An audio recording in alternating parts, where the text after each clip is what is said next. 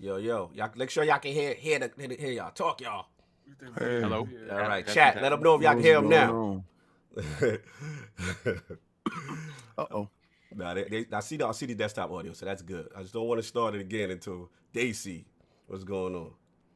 Chat, I need y'all to talk to me. Talk to me, chat. Yeah, there we go. It's it just reset. Yeah. Can you? I just want to make sure that they can. Okay, you can hear me. Yeah, it says I can hear. It works now. All right, cool. Nah, my man. That's what I'm saying. Let me restart my thing so I can see the live updated chat. Sorry, y'all.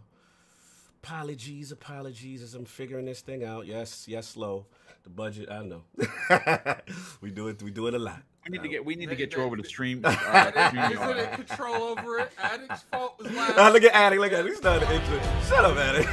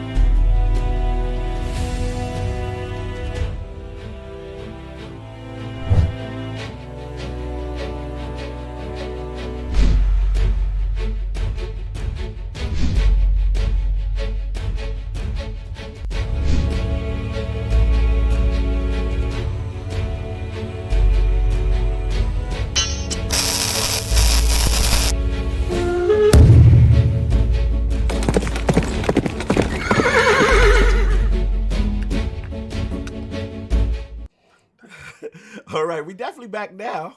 Hopefully. Yes, please let me know y'all can hear them. Can y'all hear them? Can you hear? Can you hear? Can you hear the words that's coming out of my mouth? I see levels. You know what I'm saying? Levels to this, yeah, baby. They said, yeah, Should boy. start out with can you dig it? Can you dig it? And we are live, the remix. Welcome to the iLords podcast and the lordsofgaming.net.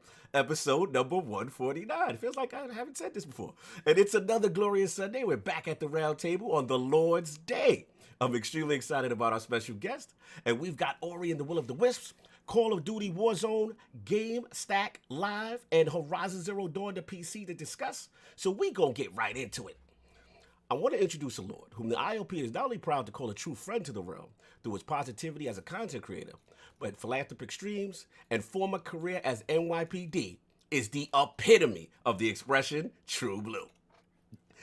Introducing the creator and host of Breakfast with Boom, Xbox Factor, Primetime Gaming, and the Double Barrel Gaming YouTube channel. My podcast brother from another mother and fellow graduate of Mr. Lee's game trading program. Live from New Rock City and making his return into the realm of the Lords, my man, LordBoomstickXL. How you doing, sir? Well, listen, it's great to be back, man. This is a very trying time in the world, and I gotta tell you, the more podcasts that come out, the easier it eases people's anxieties in the world. And of course, this is one of my personal favorites, and one that I think everyone tunes into because of the positivity that comes from the entire realm, but also, you guys don't pick sides. You play games, and at the end of the day, that is what is important. Facts, brother, man. Well said, man. First off, definitely want to. It's been a while since you've been on, so it's good to have you back. That's number one. Yes. Number two, I really want to thank you personally.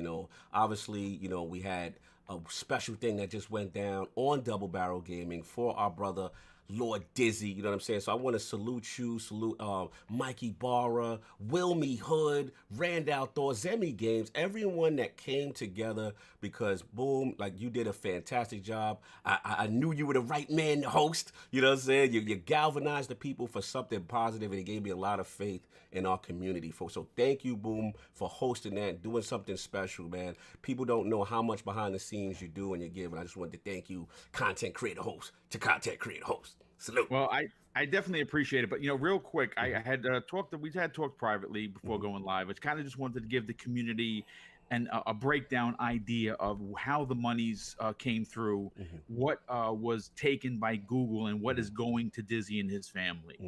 We collected exactly $1,448.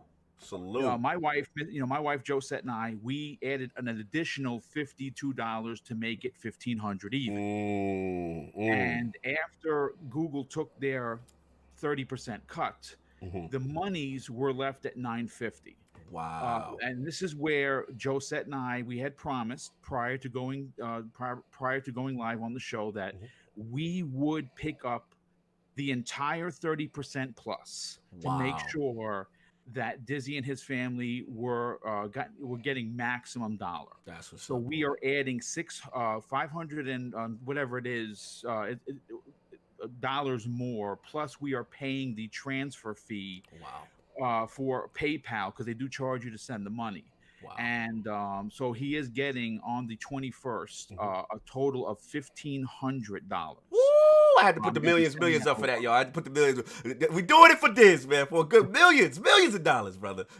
And it's funny because obviously being retired and not working, it's just one check coming in per month. And I'm not rich, but what wind up happening is because of the cancellation of E3, which of course King and the rest of us were very devastated.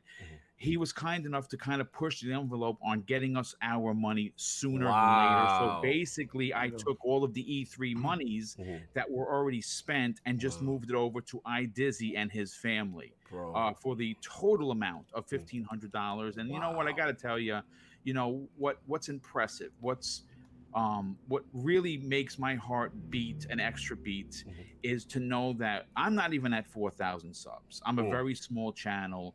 And to not only have the star power with like we had with the Randall Thor and a Wilmy Hood, and Zemi Games, come through. We had Mike Ybarra. That was and special. I'm sorry to say, man. I mean, listen, this is a small channel. Mike Ybarra is big time. This is a guy that not only was held a very, very high position within Microsoft. He also is now the vice president and general manager of Blizzard Entertainment, and that's no slouch position. Absolutely. So to have him come through and spend over an hour and 20 minutes with us to do something special like this for Dizzy and his family is pretty incredible. But more so than just that, the community at large.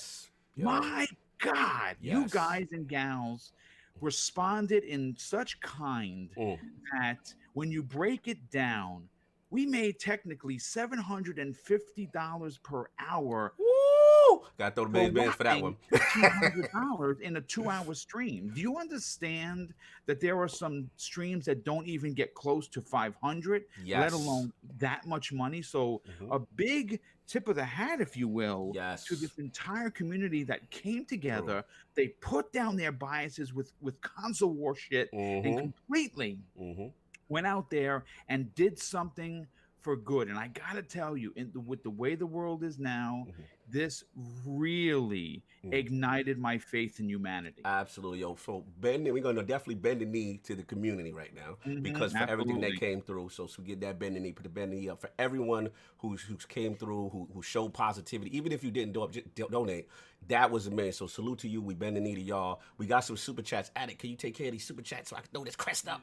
We definitely can. So we got a $15 super chat from Smitty Smith. Woo! I may be a little biased, but my brother Boom and the Iron Lords podcast are the best out there. Salute to my fellow New York double barrel ILP for life.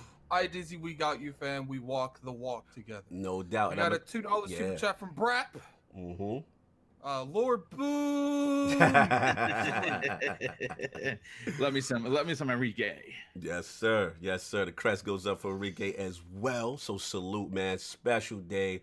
Real quickly, Boom, have you got a chance to play anything recently? These last couple of days, everything going on? Yes, as a matter of fact, I got about maybe 2.5 hours into Ori and the Will of the Wisps. Woo! The reason why it's not 10 hours or 15 hours is because, quite frankly, I cannot stop playing The Division. Woo! New York DLC is Oh my God, it's so good. It is Nice. so old school. Nice. Division 1 back in NYC. Woo! You know, Mecca. walking the streets. Yes. And you know what? Gotta say that loot is kind of dope. I'm hearing good things, man. I gotta touch it, man. I can't stop upgrading my stuff. And I just beat I'm halfway through. I just beat the main guy. And I'm just going after now the Aaron Keener. You did the Aaron Keener? Yeah, I beat Keen. Right. And I'm heading over to beat now it's Saturn, it's Neptune, it's a few other planets that I gotta take down. And then I'll get back over to Washington DC and help those folks out. You know what I'm saying? No. Shout out to Slow Mo. He's like, that's what I'm talking about. He said, you disgruntled Destiny players may need to make. Oh, come on, Slow. Not like this. Not like this, Slow. Say it ain't so. Oh man, you know Slow's ready, man. And Dizzy, another game cog will abandon us console guys. Oh, stop it. Anyway.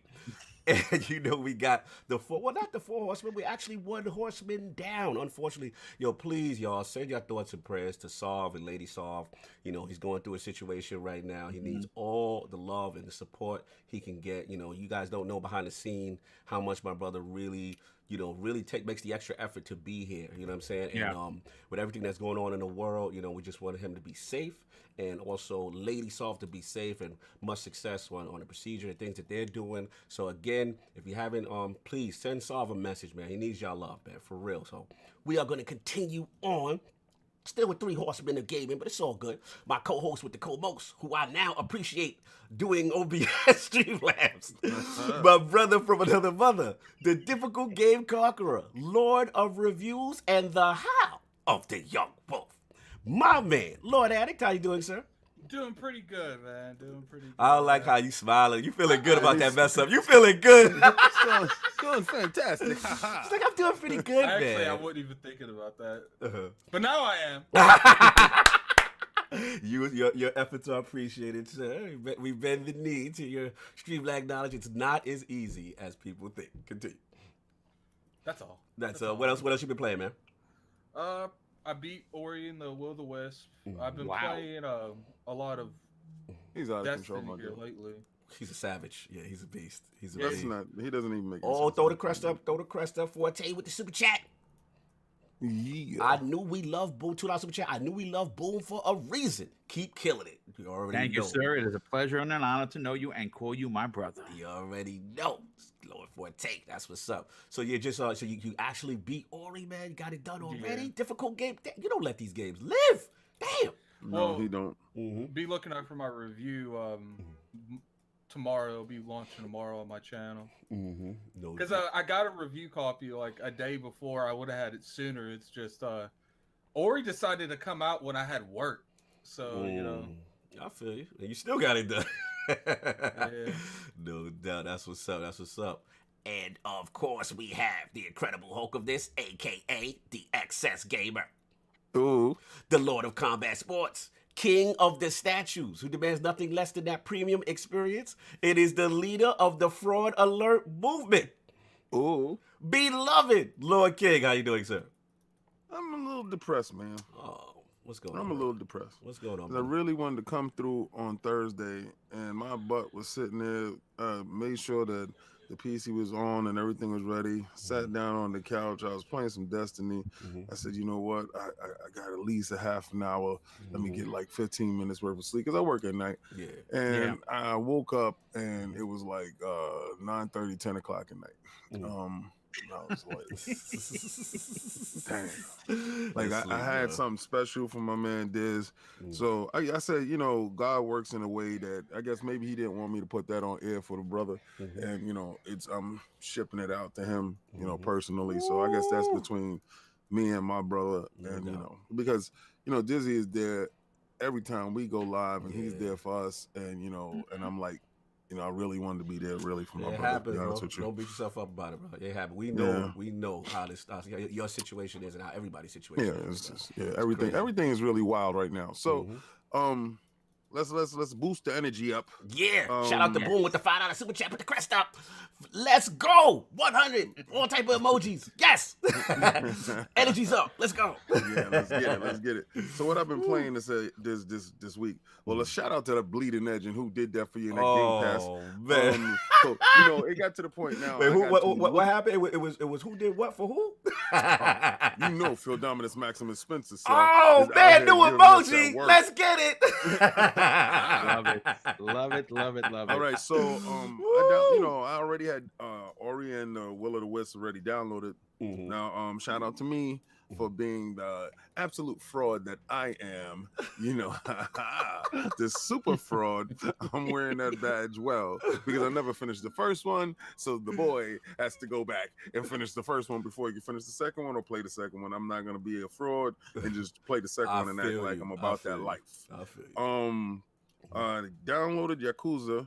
I started a little bit of that, but I'm playing Kingdom Hearts, so I was like, "Yo, I gotta finish all we some gotta of that." talk about that. I didn't know that. We gotta talk about that later. Okay, so the Children of Mortar.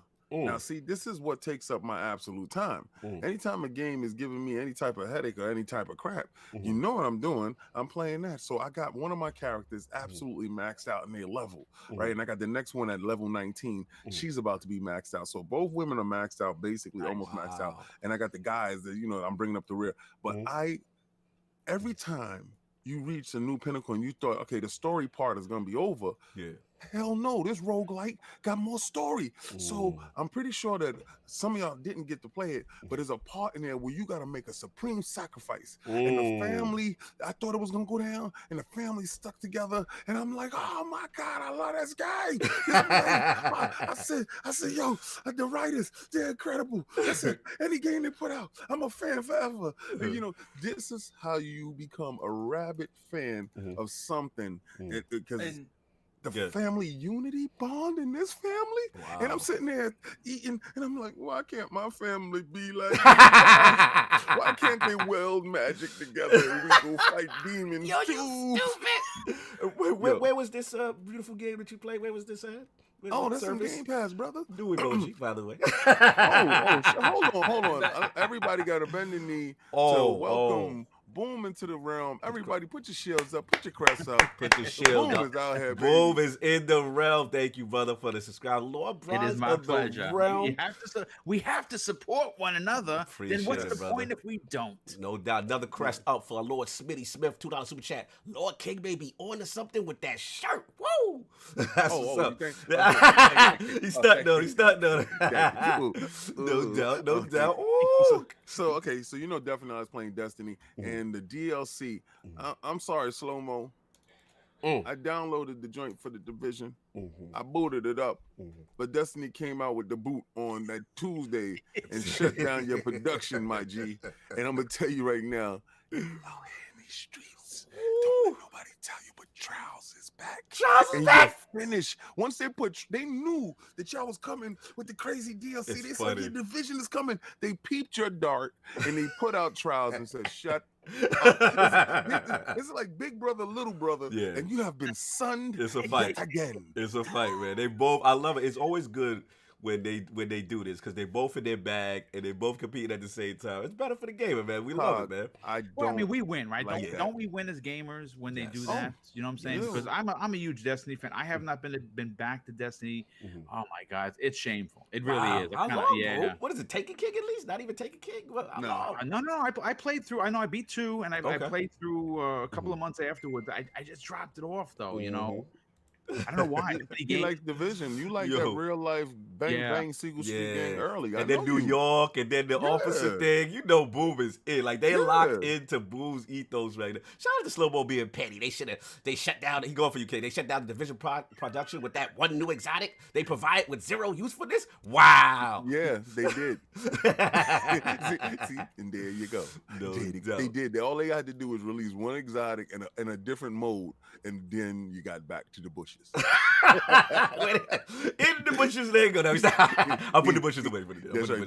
Throw the bushes up for everybody. Throw the bushes up for the Division too. Throw the bushes. Done. I can't disrespect. Yo, listen. No, seriously, you guys. Throw the bushes up. Oh, they want the bushes. They want the bushes up. Shout out to Division 2. I wouldn't have gave it to them, but the Lords won it with the Lords won. You got to post. You got to post. That work. You got to post, son. You got to And post. of course, we have the gaming ninja himself, the Shinobi, LordCognito. Spread that realness in the realm of the ILP. Not telling you what you want to hear, but what you need to hear. So, yeah, man, just I want to shout out my boys, Sinister, Wilhelm Scream, for that Trials of Osiris, man. We ain't go to the Lighthouse, but we made some things happen, man. We got a little gear, a little stuff going on, man. Trials is back. Can I say something, Todd? Yes, please. Yes. You're not going to the Lighthouse because all the sweaties are quarantined right now. They are home from school. I played Destiny, and my butt, I had to turn off the whatchamacallit, competitive. Yeah. I had to turn it off because I said, what's going on here? We're not winning a match. What's happening? And they said, all the sweaties are quarantined. They're home. They're home. So, shout out to you trying hard. I'll do it when they send them back to school. Yeah, man. Can I just represent my boy Slow-Mo back? Get him. Bring this to the camera. This is the official patch of the Division Agents. Fire. Salute. Boom ain't playing. Boom ready. You know what I'm saying? So I was doing that. So Trials of Osiris returns, one of my favorite game modes of all time. Shout out to Ebontis. We talked about it on The Last Word this Friday. A little prep, you know what I'm saying? So we's doing that. Shout out to Scream. Shout out to Sinister for holding it down. We had some fun with that joint. Shout out to Hardlight being in the most annoying meta right now. If you're not using Hardlight. I've been using it. You one of them. I caved under the pressure. Oh. And then when I used it, I realized why everyone else is doing. Shout out to Hardlight coming in hot, because right now, Hardlight's coming in hot on that meta right now. It's crazy right now. If you're not using Hardlight, you ain't with it. So that's what it is. Oh, wow. Emmanuel A with the $2 super chat. Love how y'all rep Xbox. Final Fantasy VII Remake is an abomination. Oh, my God. Jesus. So what did they do? They made your game into Frankenstein, right? It's not what it seems. It's different than what you believe.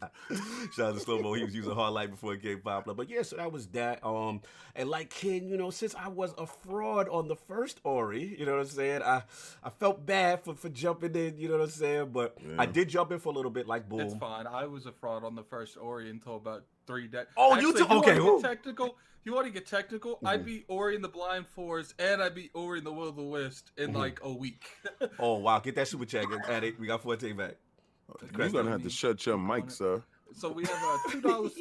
We have a $2 super chat from Gaming Forte. Slow-Mo mad. Destiny has DLC better than Division 2. Trials of Osiris by itself is better than the whole Destiny Division 2. Oh, wow. Slander. You might be on to something. Salute, man. Eric Jackson in the building. Oh, Rage Virus in the building. Oh, man, it's crazy today. You already know. So, yeah, I've been doing that, but I did touch a little bit. We'll get into that during the Ori topic. You know what I'm saying? And then Call of Duty Warzone for King. I got a lot to say when we get to King's topic about that. And just real quick, y'all, just something different. Side note, just with everything going on, I just want to talk about it real quick. Like, obviously, we know pandemic, all that good stuff. But I got to admit, like, with everything, shutting down and stuff like that, I have never been as more fortunate and happy to be a gamer.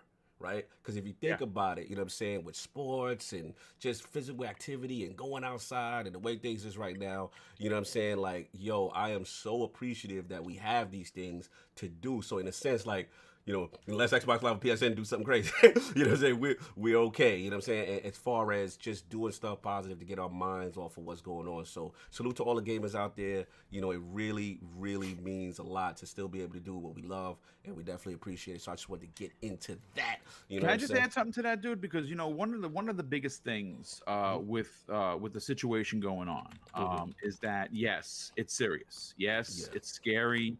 I don't think people should panic. I think people should just try and be precautious. Right. But the social distancing that they want us to do, you don't really think about this, and no one has actually talked about it. But we gamers are already prepared for that. Yes.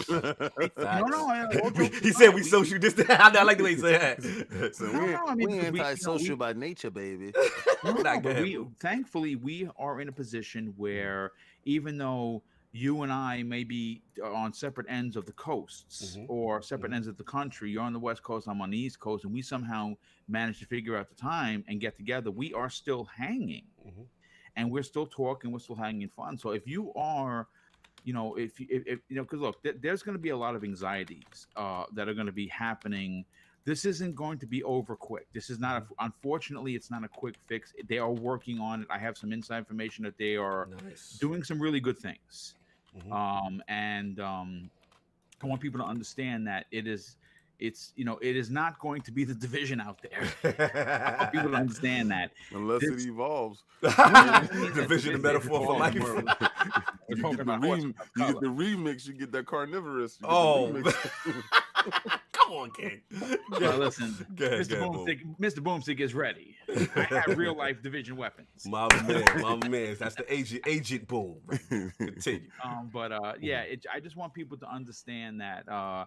Play some games, watch a couple of podcasts, try and stay away from the negative ones. I gotta tell you, man, even with the craziness is going on, stay away from those negative podcasts because they can bring you down. No, really, there's a lot of people out there pushing this unbelievable narrative where you have to really, you got to poop on one console or the other. Right. You can't have love for all of them. Don't fall for that, man. Don't put yourself in that. Don't fall for the banana in the tailpipe. Exactly. That's right. That's good old Eddie Murphy talking right there. Don't fall for the banana in the tailpipe. But yeah, that's what I wanted to add to it. No doubt. Shout out to my brother Scream who just joined now. You missed your shout out, Scream. I shouted you out for trials. You know what I'm saying? Had that little fun run. Wow. Here we go. I got to throw the crest up. I might throw a fraud alert up after this too. But shout out to Slow Mo Backslap for being petty with the $10 super chat. Warlords of New York.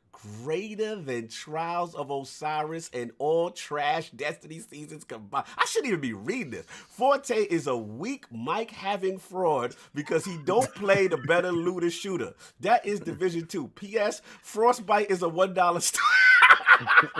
Yo, he going for everybody in that super chat. Forte I'm got gonna be honest with you. I think I'm gonna have to, team up with someone over here and say that. All I know is those numbers speak for themselves. I'm gonna say this slow. You might be onto something. No! Because you got the greatest avatar the world has ever seen. So the fact that you spend your money in order to catch this fade, here you go, sir. Let's get him the fraud alert. Friend, all fraud. And don't worry, the folks at Bungie support your opinion by beating you with them numbers. Fraud. Salute. So now that we've gotten all the foolishness out the way, the fraud alerts is going. Before we move on from that, put some into the bushes in there for Slow-Mo and his choice of game. Throw Slow in the bushes. Throw Slow in the bushes. Trying to incite a riot in the they are throwing up the fraud alerts though for fraud. Boo that man. Boo that. Sorry, Slow. We got to give it to you one more time. They're throwing it up for you. The emojis in the room. I'm seeing bad fraud alerts, bro. I hate to do it to you. I hate it had to be you, but they're doing fraud and bushes at the same time. They're doing the fraud bush. I think we can do that. Come on, I got your back. I just put in the bushes. Anyway, now that we got all the craziness out the way, what the Lords have been playing, and Lord Boom has already received the royal treatment before. Please check ILP 73. You haven't been on since 73 solo. You've been on at when we did the Microsoft big one. We did when we did. He was on for that. So when I think I might have been. Wasn't it 100 that I was on also? Yes, you're right. Yes, no, you're right. Yeah. You were 100. You were 100 as well. You were for the big one. Kid Smooth in the building. Yeah, Kid Smooth. Oh, throw the crest up for Kid Smooth. $5 super chat. Be safe, everyone. Playing everyone impacted by the bull stuff going on. Anyway, on lighter note, does Xbox Series X get delayed? Oh man, I want to go into that really because I honestly believe both of them get delayed. And we're going to be talking about that on Primetime Gaming tomorrow night. I got a different opinion on that. I think this, right? Because let me tell you something, and I'm telling you from firsthand knowledge, most of my statues come from China. So one of the POs came up, and I was supposed to, give my guy the money, and it comes from China. And I've noticed that in the community, we've been talking, a couple of guys hit me, was like, yo, they're holding packages. And one really big dude in the statue community has at least 7 packages being held by customs. And they're not letting these through. So the fact that these consoles are made in China, right, predominantly, that's where the factories are. And, China is back up and running, doing their thing. The level of fear and paranoia surrounding things coming from that Orient is high. So if it's justified or not, I believe that the level of delay might happen. And does it change the narrative of what should happen? You know, Microsoft stomping the boots off of PlayStation 5. But I'm just saying, you know, maybe they launch with more firepower later on. I don't know. But I really think it's a high possibility, Smooth. Yeah, it's a good topic, man. We'll definitely touch on that when we get to Series X and that other stuff. But yeah, like I said, Moom, obviously, yes, you were here for 100, but you were 73 is when you gave your top 5, right? Yeah. So what I usually do for people who return, you know what I'm saying? What I had out for you at the time was Resident Evil 2, Resident Evil 3, Symphony of the Night. Yep. Final Fantasy 7, ironically. Yo, beat that in Japanese. No doubt. And Ninja Gaiden Black. So I just want to know, Lord Boom, has anything changed? Is your Holy 5 retained? Well, I mean, look, let me just say this. Resident Evil 2 98, unfortunately, has been put down to position number 2. Oh, okay. Resident Evil 19 has taken its place. In regards to favorite game, not really, because Symphony of the Night still reigns supreme. No doubt. I gotta be honest with you, man. Final Fantasy 7 is just so important to me as a gamer because Can you repeat that again? Did you hear him, King? I gotta make sure you heard it. One more time, Boom, for the people in the back. I don't even know why you're going at me. I was playing that game while you was out playing with Weeble Wobble. So I don't even know what you're talking about. I done ended that game before you took 2 dumps in your diaper. I don't even know why you're talking. I wasn't a baby when that game came out, right? In gaming years, you was an infant. So you was still a fetus when I was out here making the moves.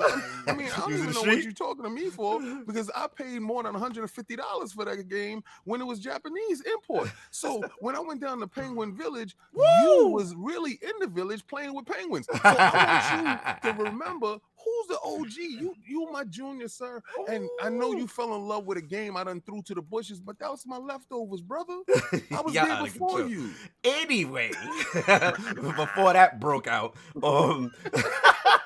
what's up, Indie Game? What's going on, man? Oh, Lord G from Lord Net in the building. Yeah, so basically that it remains because Final Fantasy 7 list still remains. Yeah. I mean, listen, I'm going to tell you this. I know that a lot of people are upset about the whole 1-year exclusivity with the Final Fantasy 7. I mean, I'll say this, man. If you don't have a PlayStation 4 now, you're probably not going to buy one. But I would definitely highly encourage, because things have gotten so cheap with these consoles that you're really kind of just cheating yourself. I'm not saying you have to go out and buy every first-party game, but man, they got 3 good ones. One of which, of course, is Final Fantasy 7. That demo was dope. Now, I'm not going to front. I didn't realize that there were 3 ways to play. Where you can do classic.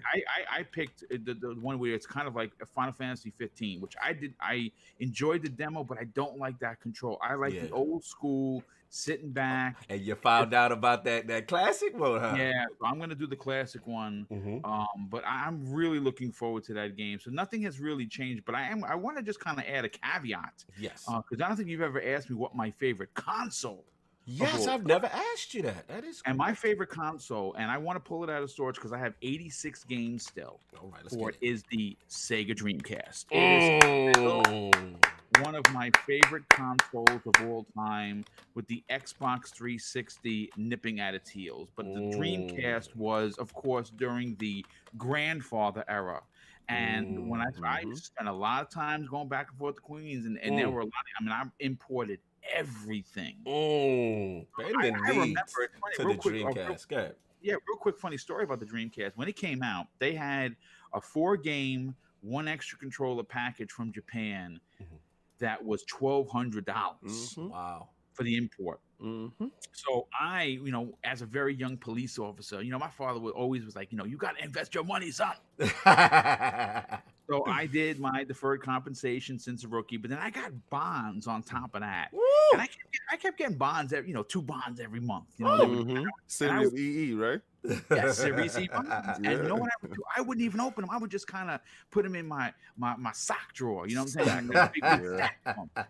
And then I was like, you know what?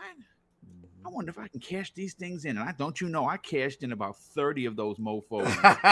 Get myself the import Dreamcast. Wow. And Dreamcast being number one, but yeah, the core 5 hasn't changed. And you know what? I mean, as great as gaming is, and I can easily add 5 more. Those when you talk about someone who's been gaming since 1978, those are the ones that kind of stand out. No doubt. You just gave me a new epiphany, man. I might have to throw that in with the top 5. What's your favorite console? Divide the room. Yeah, man. I have a lot. That could create a lot of interesting conversations. So I'm adding. Thanks, Lord Boom, debuting it today episode. You know what I'm saying? So that's what's up, man. I like that. I'm gonna use that, man, moving forward. Oh man, his JD Gamer put the crest up with the $2 super chat. Yeah. Good morning, Lords, Sega Saturn, baby. Oh, Eric Jackson. I have the white one from Japan in storage. Oh yeah, that's what's up, man. Shout out to Eric Jackson. I gotta give him one. I gotta give him the who did that for you. He said Dreamcast. Who did that for you? Peter Moore, baby. That was my man. You know what I'm saying? That was when Sega was super aggressive, boy. Yes, you already know. So now we got all that, you know what I'm saying? Get all that ready now. So we got the poll results from last week. And let's get into that.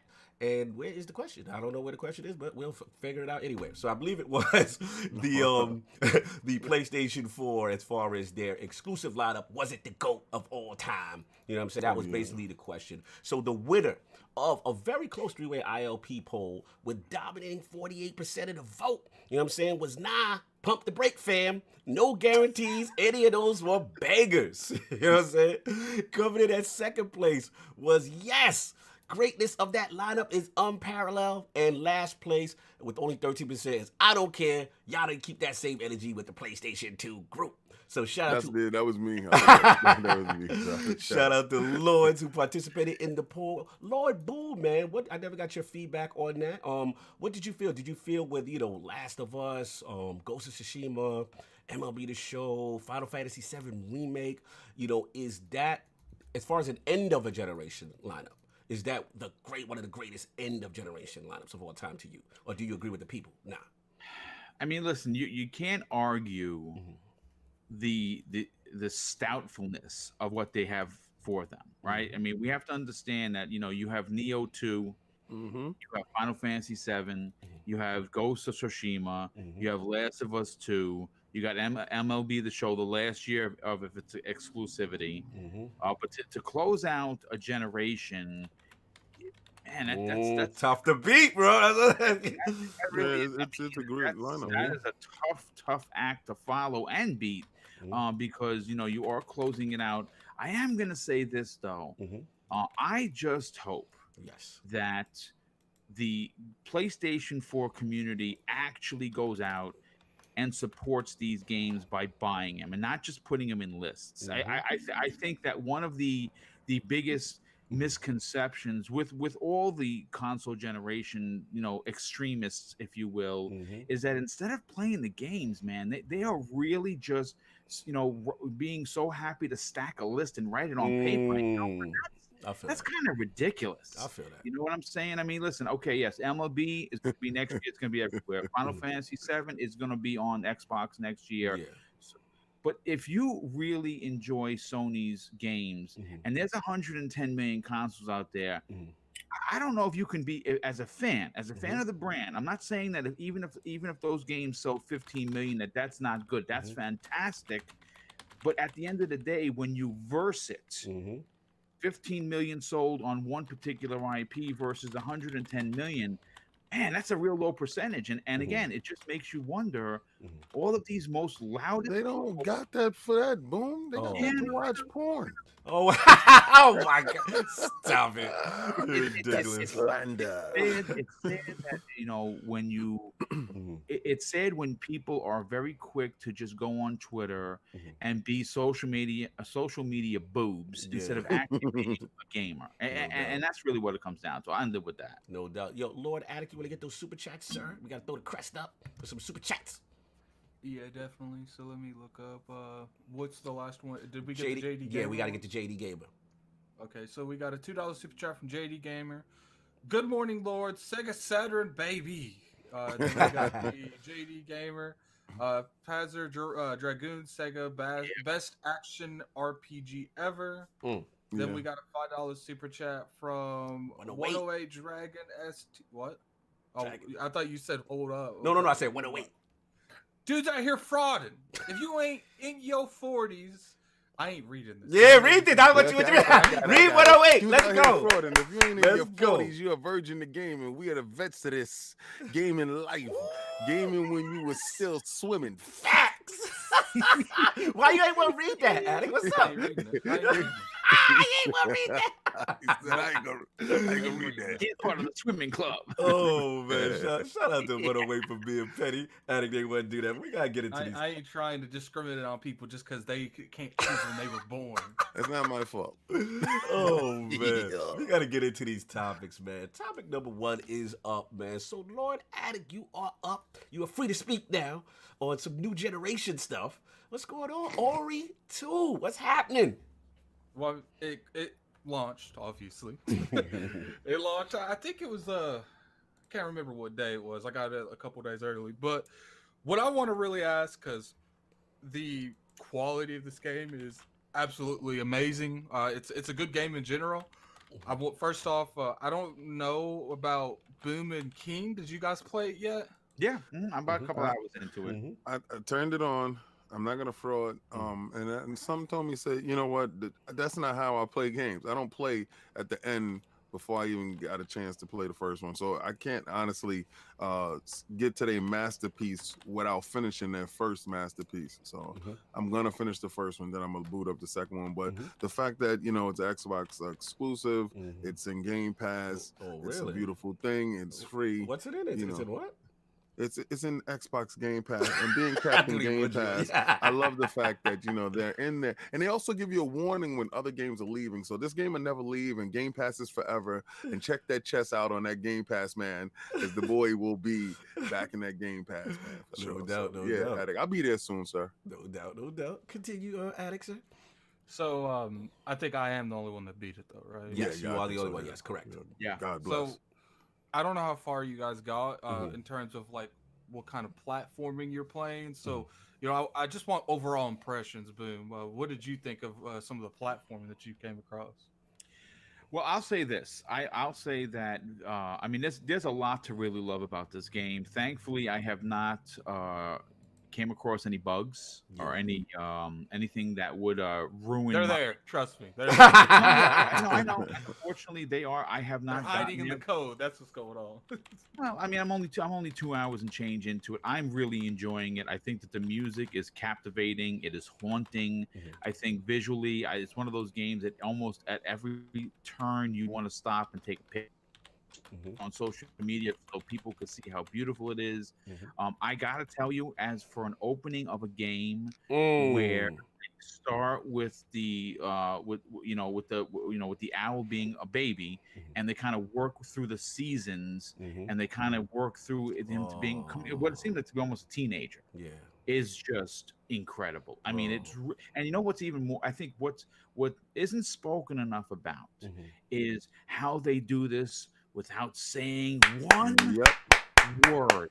They simply do this with the visual presentation and the music that is just so good. And you got to remember, this opening isn't some 5-minute little thing. It lasts a little bit. You know what I'm saying? Prologue is real, for real. You were saying something about it? I'm only 2 hours into it. I can't really speak on. I'm able to carry. I got the double jump. I'm able to carry 3 different. The abilities in there. I think I found 6 so far. So I have my core 3 that I like. But I got to be honest with you. Like, I like the sticking to the walls. I like the double jump. I think it moves great. I haven't had any problems. Maybe later on I may think differently. But this is, if you're not, I'll say this. 2D platformers, Metrovanias in particular, are not for everyone, and I get it. Yes. But I have to tell you, if you don't at least try it and you have Game Pass, gotta bring up the bushes. I got you the bushes for you, brother. Bushes right there. Throw them in the bushes. This is something that needs to be experienced. Yes, maybe it's not perfect. Maybe it launched with some bugs, but this is a true experience. And what's even more impressive is, like King is always saying, who did this for you? Because it's in Game Pass. Who did that for you? You know, I saw Christopher Hart put in there. I play games, not game services, brother. Dude, It doesn't preclude you from purchasing the game once you've tried it in Game Pass. See, what this does is, and I'm gonna let a lot of people understand that it's not a barrier, sir. The gate is wide open. This allows you the absolute amount of freedom to choose with your dollar. You're voting with your cash now. See, so now that you have this buffet in front of you, you can taste things. Did you see what I was doing with my app on my phone for Game Pass? I was going down the list of the games that I've played and I have installed that I will sample. And when I decide that they're worthy of my dollar, not these one and done games that I'm locked into and I'm finished on, I will purchase said game to show support. So that's how the new age is playing. Brother, get out of the Stone Ages and step up to this digital age, brother. Okay. All right, We are in we it. do got some bills to take care of. I'm crest up. First off, 821D, welcome to the realm. Oh, welcome to the realm. Put the shields up. Shields up. Shields welcome up. the newest lord of the realm. That's what's up. We got a $5 super chat from Smitty. Smith. Smitty, I don't even know if I should read that because I'm pretty sure you're the one that called me. No, that was 108. Okay, you good. You good. Just like you, Boom, I got the collector's edition of Ori. Here we go. Right here for you, Smitty. This is for you. The entire package you get for $50 is almost like stealing. Simply fantastic. Then we got a $5 super chat from J-Mo Money. Ori 2 has affected me like no other game. The emotion and power this game portrays all the way to the end is nothing like I've ever felt. And what's funny is what Boom was talking about. It gets worse. Like you can hear when you can ask Cognito, LordCognito. I was in a Discord and I was playing. I'm like, man, that can't happen. Like they ain't doing that. Like, no, you told me that. Let me jump in, man, because again, kind of the same thing. I know I was listening to you play a lot. You know, trying not to spoil, but yo, one thing that they have captured. Boom said it perfectly. You know what I'm saying? Is that with minimal text, with minimal voice, they are able to convey such emotion and the highs and the lows. Like, you start to feel a way, you get connected. Then you combine that. Shout out to Lord Gareth Coker, man. The incredible music that this game has. So you couple that up, and I want to shout out my boy Centuri. Has a great article up on lordsofgaming.net right now, talking about that interview they had. You know what I'm saying? And then shout out to my boy Rage Virus if you haven't checked it. lordsofgaming.net. We got a review up of Ori 2. I mean, if you, like Boom said again, if you are on the fence about platforming, because even in his article, he said, I don't like platforming games. Coming into the review, he said that. And for me, I'm not that I don't like them. It's just that, you know, as an older gamer, I've kind of they've worn their welcome a little bit to me. So it's always harder to kind of wow me when it's a new one, right? So for this game, and then the first, you know what I'm saying, at least the first 2 hours, and I'm like, yo, I can't stop playing. Like, this thing is so addicting. I'll even go above and beyond that and say this is one, if not the best platformer I've ever played. But you know what's dope about it, too? I've played all the Mario games. And I think what makes this different is Mario gets hard, but it's never really there. You know what I'm saying? Like, it's always like that middle ground difficulty. Right. But this game, there's some things that I was just like, how'd they even come up with that? The concept, like, do they just sit around with the little chalkboard and just say, how are we gonna mess with the players today? Yeah, like, we also have to remember, Cog, is that this team is 50 people. Yes, and split up in different areas. Split up, they're not all working in the same location. So I mean, listen, again, I understand that there were some initial bugs with the reviews, which is why kind of, you know, it took a little bit of a hit. But at the end of the day, once these things get rectified, this is, and I think will stand the time as being considered a masterpiece. Hold on, let me get a 108 real quick. Throw the crest up 108 with the $5 super chat. I could see Ori 2 getting that Xbox Series X 120 FPS update. Can you imagine that? Wow, word. It'll be crazy, man. You know, because again, the graphical fidelity, the engine is moving. It looks great. I can't wait, obviously, for that, to see that what's going on. But the other thing that surprised me, and I want to speak to Addict's point, is it's more action-packed than I thought. Like it's yo. You ain't even got to anything yet. Wait till you fight your first boss. I did, yeah, like the threat. When I was fighting the last boss and I was in the party, man, like I had to mute them because it was getting so crazy. Yo, Like, the threat of danger and the action and the things you can do. You know, I'm gonna have a poll question for you guys. I'm curious, you know what I'm saying, as far as that, but in reference to Moon Studios, but we'll talk about that later. But the whole thing is like, man, they got one, man. They really, you know what I'm saying, got one. Shout out to Brap. I see what you're saying. He's saying it's one of their best, you know, exclusive. He thinks it's their best exclusive of the generation. I think I would agree with that. I think both of their games is probably, besides Cuphead, because I do think Cuphead's a better game. Right. I think Cuphead, and the reason is because it's a boss rush game, and that's what I like is boss rushes. But I think all of their studios, see, that's what I always try to like preach is you don't have to have an extreme AAA title to be a great game. You don't have to have a couple $100 million back in a game to be a good game. Like obviously this game suffered a lot from technical issues. Right. I had to reset the game once, like the whole game from like the middle of the game. I had to play almost the entire game over again. Yeah, it's pretty bad, especially you know. I don't have an X like the other lords here. It's unplayable on the S. Don't even try.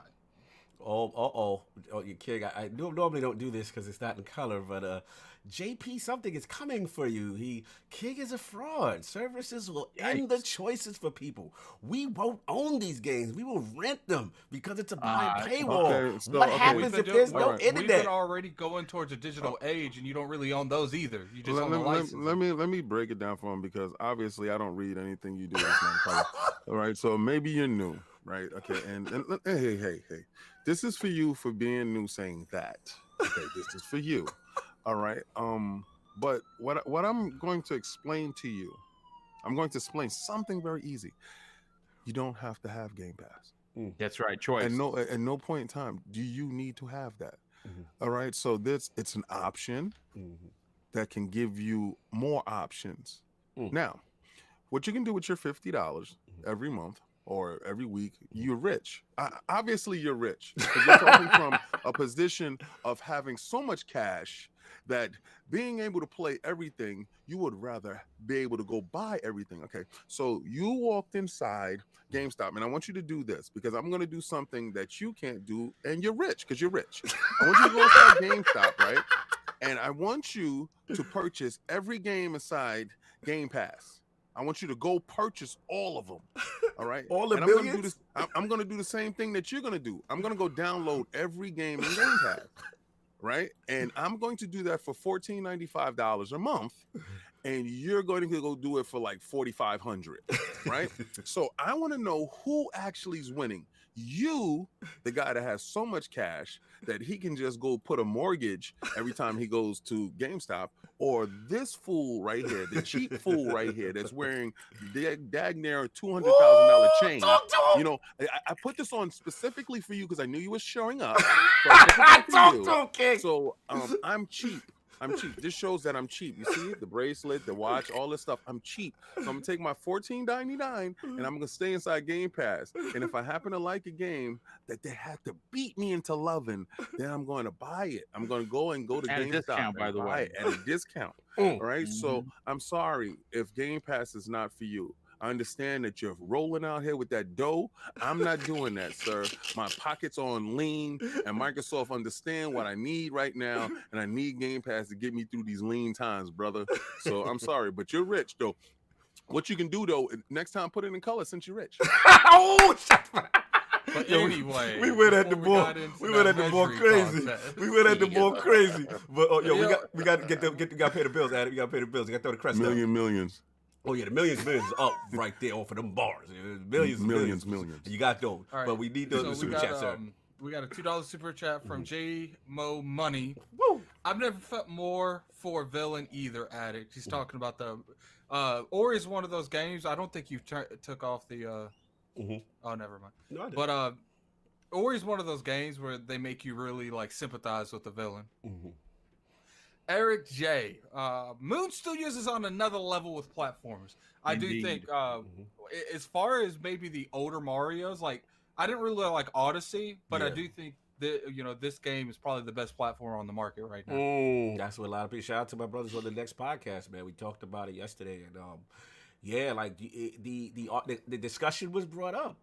Is it the best platform of this gen? And the Mario Odyssey guys came out. A lot of people, but they're in the mix. I think it's like I said. I think the reason that it makes it better is just how difficult it is. Like a lot of platformers aren't really that hard. So you spend the majority of your time just breezing through the levels. This is not a level type of game like your Mario's. This is a Metrovania type of style that has platforming in it, which a lot of them do. But the platforming is actually difficult. So traveling through the map is just as hard as doing the, fighting a boss.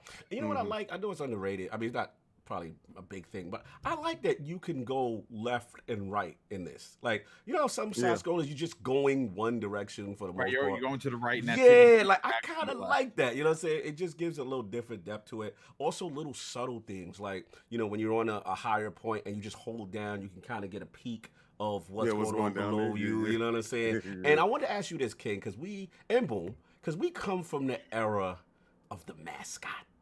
You know what I'm saying? Yeah. And like, you remember obviously Nintendo out the gate, Mario, the bombasticness, the revolution that is, then an aggressive Sega, you know what I'm saying, with Sonic blast processing. This is what we do, right? We had Bonk, you know what I'm saying? We had like, I was gonna say that. Oh my God. You're my brother from another. Come on, you're my podcast brother. We know this, you know what I'm saying? So my question to you, and I also bring Addict, when I include him, is like, should Xbox get behind Ori as like their mascot? Because we know Halo Master Chief, we know what he represents, we know Marcus Phoenix, but like, I feel like, and I had this conversation with Addict, like I feel like they need a new. I don't think so. Okay, so you say no. Let me explain why. Because I feel like in order to have a new mascot, you have to have one that's more iconic than Halo, and they're never going to get one. Okay. Yeah. Okay. So the way Microsoft has actually pigeonholed themselves and they hit a home run. Yeah. So they turned into Barry Bonds. Like, how when Barry Bonds was an all-around player, and then he hit that home run and people was locked into that, and he had to perform on that level. Right. So I believe the Halo has pigeonholed them. Right. You are synonymous with this character. I feel that, but let me flip you one quick second. Yeah, you guys are right. Halo. I know you're gonna say that PlayStation has the same thing with Kratos, and they also have other IPs, but I don't think so. Okay, when you go and talk, I don't think PlayStation has amazing games, right? But I don't think they have anything as iconic as Master Chief. Okay. You can go and you can show anyone, like any person that doesn't play games, Master Chief, and 9 times out of 10 they're gonna know what that is. Oh, that's that thing from Xbox, from Halo, right? You show them Kratos, some might know, some might not know. Right. You show them Nathan Drake, no one's knowing that. Oh, come on, don't be disrespectful. Don't be disrespectful to Nathan Drake. Come on. But I understand. You know why I don't think Ori also is the lack of voice. Hold on. Let me say this. King, I gotta pay the bills. Mario. True. True. When they put the voice to Sonic on the cartoon show, you was like, wow. I always thought he would sound something like that. Yeah. When they give the characters voice, they bring him to life. And I think we're past the part of the Disney era. Nintendo will always be locked into that because they have so many characters that are synonymous with their system. I don't think Ori. I might be wrong. If they do an Ori 3, I think QB Vampire said Ori don't have a mouth. This is disrespectful. I'm dead. Hold on, we gotta Ori 3 might do something. We gotta get these. Let's pay the bills to my brother. Oh, you already know. Lord Wilby Hood with the $50 super chat. We're way behind. And we're way behind. I just want to get him, then we'll catch up. I'm Wilby Hood, and I'm addicted to Modern Warfare. I'm with you, bro. We're gonna talk about that on that next time. I'm with you, Wilby. Stay tuned for the next one. Trust me when I tell you. Addict, can we catch up on the super chats, please? Yeah, me and King can do these. So there you go, King. You can do Brett because he's talking about you anyway. Okay, I didn't see it, and I'm trying to get to it. It's just a little above the chat. It's way above. Yeah, I can get it. Do we get Eric? Do we get Eric? We got a $2 super chat Did we get EJ? I don't think we got EJ. Yeah. I said they're on another level. Okay, cool. I read that. Yeah. So we got $2 super chat from Brap. Spit bars, King. Harlem Shake in his white. Harlem Shake at the wait. Oh, remember that Harlem Shake? We got a $5 super chat from Smitty Smith. Leave King alone. Coming at his head. Please sit down. You are the same guy who Netflix at JP. That's Netflix. Wow. They don't like when they come for the king. They the realm be riding. $5 super chat from Victor. Do you think Boom Studio could reboot Blinks into something special? I think they could do great with Sonic, which could make Sega proud of them.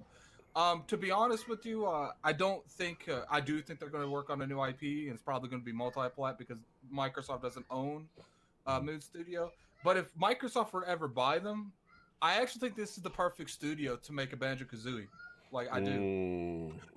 Interesting, man. I think Rare needs to step up and do that. I really think they need to utilize. Yeah, but I think they really need to utilize Rare and work their own IP, because I'm sorry, I think this studio is great in doing what they're doing. And I want them to flush this story out. I don't know if it's going to be a 3. Like you said, you already finished it, so maybe you knew a lot more than I do. But their 2D type of storytelling, I think that lends to something else. Maybe they can do a game like Castlevania, something like that. I don't know, but I wouldn't want to see them do a Banjo-Kazooie. I want Rare to put forth that effort to make that game.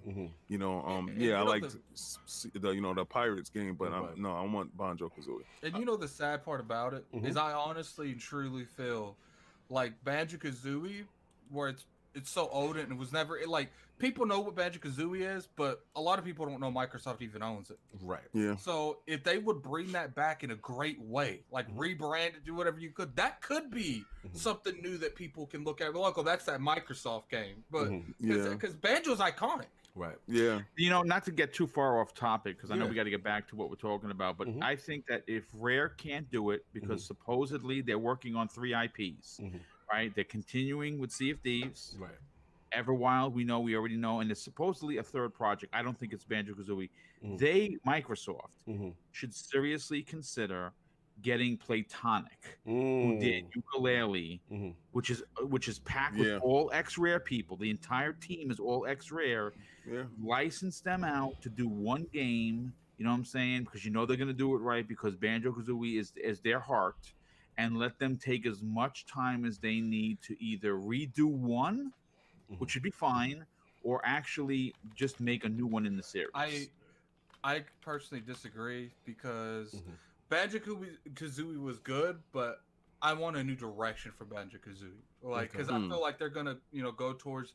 That's why I want Moon Studio to make it, because they're creative with platforming. I feel like if you give them the tools to make another one, they'll sit there like, okay, this is what Banjo-Kazooie did. This is what we did on Ori. Let's find a good middle ground. Right. Yeah. That makes sense. No, I feel you, man. Okay, so you want to reimagining like the way that a lot of these new games, like Final Fantasy. Let's take Final Fantasy. Well, I don't want nothing that drastic. I still want it to stick to its roots. Yeah, but Final Fantasy is still stuck to its roots. I mean, I guess it came the formula of the facade of the visuals, and they flushed it out into this day and age. This is what I've seen. I didn't play the game, so I'm talking from a fraud standpoint, right? you want a good standpoint? Like, if I were to compare it to the kind of change I would like to see, I would like them Banjo-Kazooie to get like a Ratchet and Clank for the PS4. Boy, you know what? That's a very underrated game. I'm a Ratchet and Clank nut. I'm a fiend for that. When it drops, and Jak and Dexter. I'm so upset that they didn't do a Jak and Dexter. I really wanted a Jak and Dexter this generation, and I'm really, really pissed off, to be honest with you. But that Ratchet and Clank, if they would do something like that, that was a Pixar game, bro. Yeah, man. It looks like that. You want to talk about really, really good PlayStation games? Yeah. You start right there, because that was so early on in the generation. Yeah. It was phenomenal what they were doing. Yeah. I love it. That's probably like one of my best PlayStation games. The reason that I really want Moon Studio to make that more than anyone else is because they showed in Ori that they make platformers based off your abilities and not the level. And I look at all the abilities Banjo had that you didn't really utilize to 100% in those games. No, I feel that. I mean, listen, these are some great points. I wanted to say real quick to to the whole mascot thing, and then as far as Moon Studio acquisition, I think that I just want I them don't to think that's happening. probably not, but I want Microsoft to promote this a little bit more. Maybe that's just me. As far Do you think they're not promoting it because they don't own them? maybe I don't know. I don't know what's the whole thing. I just don't feel. I think it's one of those games that when you play, yes, it speaks for itself, and then word of mouth is going to get out, and it's going to do what it do. But it's one of those things that I wish they kind of get behind, and then which was leading me to my question, which is probably going to be a preview of the poll, is that like because now this is Moon Studios, just 2 bangers now, right? We had Ori 1, we had Ori 2. You know what I'm saying? Like, is it to that point where Phil Dominus is going to have to, you know what I'm saying, going to have to back the truck up? Do you think they need to stay where they at? Like where we at with this? With getting them into the fold? I'm gonna say this. I think Phil did everything that he possibly could do to put this in a great light. Okay. Because it's been on a Summer Jam screen every time we get a chance to. It's in Game Pass, so it's it allows people to play it first. They was also doing the pre-download, and it was on the dashboard for a while. So if you didn't pre-download it, I'm pretty sure it stayed on your dashboard for a long period of time. And then when the game did actually come out, I think it was in a bigger box on your dashboard. And so it's I think crazy promoted on YouTube. Yeah, I think they gave it the proper light. Okay. So maybe I'm kind of wrong, but I think it's gonna have to sink or swim now and see what it does. I think. What you think, Alec? That if Ori was already the #1 sold thing for like 2 weeks on Steam, it's already sold well. Right. I think that it's a Moon Studio thing. I think Moon Studio knows that once they independence. They're like, look, we would like to be purchased by someone, but we just brought out Ori the Will of the Wisps. Let's see how that does first. And to your point, we know we have we might not necessarily have IP, but people know we good, so they're gonna hire us. And to your point, when they put Ori 1 on Switch, it is still in like the top 5 or 10 on the eShop. Ori 1 on Switch. So you think they might do on the back end and say, you know what, let's keep this multi-plat money, you know what I'm saying, and stay where we at is, what is it, second party, whatever it is? Like, they may want to just keep it where they at from their standpoint if they're doing well. What you think? I think if Microsoft was able to buy them, they would have been bought. Good point. Because there's certain companies that say we don't want to be bought, but they low-key do. They just want the right price. For instance, Playground Games. Right. They said we don't want to be bought, but their right price is we don't want to make racing games for the rest of our lives. Are you implying that they may be forced into doing Oris for the rest of the Is that what we're saying? Let me finish my statement. So Microsoft came in the back door and they were like, look, okay, you guys don't want to keep making Forzas all day long. How about we give you 2 extra studios? You can make an RPG and you can make something else, and your staff can rotate between them so they don't get burnt out. And I honestly think that's the reason they bought it. I think that they went to Microsoft with an ideal that was similar to Fable, and they're like, "We will let you do this, but you got to be bought. Like, we can't let you use IPs like that. We've already been burnt by letting people use our IPs, and then they the moment that game's built, they're like, we out, peace, and they just walk out." Like, listen, I'm going to tell you this. Microsoft right now is, out of all of the companies, they have really been very aggressive. They're stacked. Yes. There are 4 companies that I think that are almost a no-brainer that they should own. And they should work. Phil himself, if he hasn't done it already, should work really hard to get this done. Asobo is an automatic buy. Yes. We've seen what they did with the Plague's Tale. We know what the Flight Sim is coming out. It's unbelievable. Moon Studios, come on, folks. I mean, this should be an automatic. Now, again, we don't necessarily know if maybe they're, one of these studios like, no, we got to be independent. I just want to bring up real quick the guys that made Spider-Man. I don't know, the Insomniac game. They kind of was waving this. We're going to be independent, and then I guess that extra 3 zeros. The check book. Sony backed the truck up. I think the reason that they were able to be purchased was just because of Spider-Man. Like, no, I think if Insomniac realized that Spider-Man was such a good hit that would guarantee their future paycheck, because I think one of their biggest fears is going into a scenario to where they don't know what funding they would get if they got purchased by someone, and they don't know what type of games they would be making. Well, you know what? Considering that Microsoft is very forward-thinking and already very clear with their ideologies, they've already said that people are making what they want to make. So I don't think that's the concern. I don't think they want to be bought by Microsoft though. No, I we'll think see. They wanted Sony because they had the longer conversation. Dude, that's complete speculation, dude. You can't. But you're speculating too. Oh, here we go. I'm not speculating. I'm yes, saying you who I are. like. Give me an article where this is proved where you say. Here we go. I'm saying this is who I would like them to buy. You're saying that they don't want to be bought as if you sat in the boardroom. I'm saying who I think they should buy. You're saying no, they want to be bought by Sony because they have 110 million consoles out there. Well, I got news for you. Even brought up the consoles. I don't know why. No, I'm just saying that. But you all are I said, saying that they want to be bought all by I said was they probably didn't want to be bought by Microsoft because they have a better relationship with Sony, which is proven facts because they've been working with them for a couple decades. We got some. And you took that and completely stretched it and said I said something completely different. You stretched it. Oh my God! Listen, just a difference of opinion. That's all it is. Listen, I'm going to continue my point. The two other studios that I would like for them to buy, and I think that would make an impact in their first party, in their Xbox game studios, is Playtonic, because they could task them to do Banjo. And it would not pull anything away from which we know. Rare does not usually like going back to older IPs. They've said that publicly. Yeah. So if they can't get Rare to do it, and I'm one of the people banging the drums for a new Banjo-Kazooie, that's classic, not a new direction. Okay. That would be the team to do it because it's all ex-Rare people who have a love and respect for the IP. And the last one is MDHR. I think that's another smaller one. That they should have been purchased them. That's one of those companies that fits the Microsoft ideology. They're small.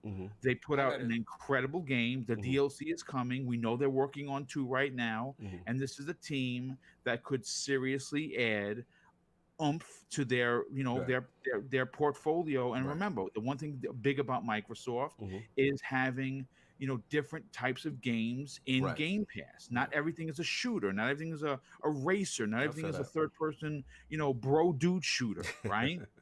I got Dizzy Super Chat. We gotta get these Super Chats. Dizzy Super Chat, $2 Super Chat. Ori is the next fighter on the Smash Brothers. Let's go. Okay. We got some more Super Chats. Cuphead developers. I don't think that we got to see more from them before just Cuphead. Okay, let's get these Super Chats Addict. We got after Dizzy, we got Aaron. Let's get these Super Chats. We got Aaron 94. Moon is a bunch of people around the globe, not just a normal studio.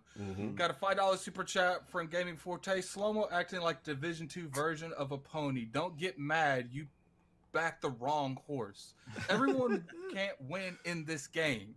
So stop backing a loser. Oh my God! Did we get Wilby? I think we got the Switchblade. Wilby? Yeah, we been got Will. Okay. Yo, they still going back and forth. That's an eternal beef. Yeah, we got beef for life. Yeah, that's beef for life right there. Listen, man. I mean, it's interesting to see. Like I said, stay tuned for the poll on that one. How that gets handled as far as them, as far as the independence and stuff. But again, we can't say, look, this game is really, really phenomenal. And if you haven't got a chance to play it, like I said, it's on Game Pass. Check it out. Even if you don't like action, those platformers, give it a shot and see what you think. Because again, for a person who's been platform fatigued over the years, I was very impressed. So salute to those guys, Moon Studios. Again, if you haven't checked out the review for my brother Lord Rage Virus, please check it out on lordsofgaming.net. He has scored this game. He reviewed this game. He gives it a very detailed impression, and from a non-platform perspective, which I like. And he gives a lot of kudos. So yeah, check that out when you get a chance. But that's all I got. We're going to move on to the next topic, sir. Lord King, you are up, man, with there's a war going on outside. No man is safe from. Tell him. Let them off. What? You know what I'm saying? You already know. You know what I'm saying? Oh, we got the Super Chat. Oh, man, shout out to my brother. You already know. My brother Kid Smooth, $5 Super Chat. Xbox Game Studio biggest purchase is ZeniMax. If they get they done, they good. Okay? Yeah, that's true. That'd be a big one. Get the JD real quick. Somebody get the JD. Who get the JD? Nobody get the JD? So we got a $5 Super Chat from JD Gamer. Okay, Lords. do what Boom did. What are the other Lord's wishes from the future Microsoft acquisitions? My top 5 are Abzu Studio, MDHR, Moon Studios, Crytek, and ID. That's the people that made I'm gonna give you mine real quick. Crytek. Yeah, I want that Rise Center Road too. I don't even think they need to buy Crytek. Just like at this point, give them the money. The Crytek, they're done, aren't they? Give them the money and just let's get them to making games. Get Crytek, just buy them. I like low key. I be liking that Crytek engine sometimes. Yeah, I was just actually gonna say that, Cog. That you know what, the purchase itself, with of course being able to bring back Rise Son of Rome, which has a tremendous potential, right?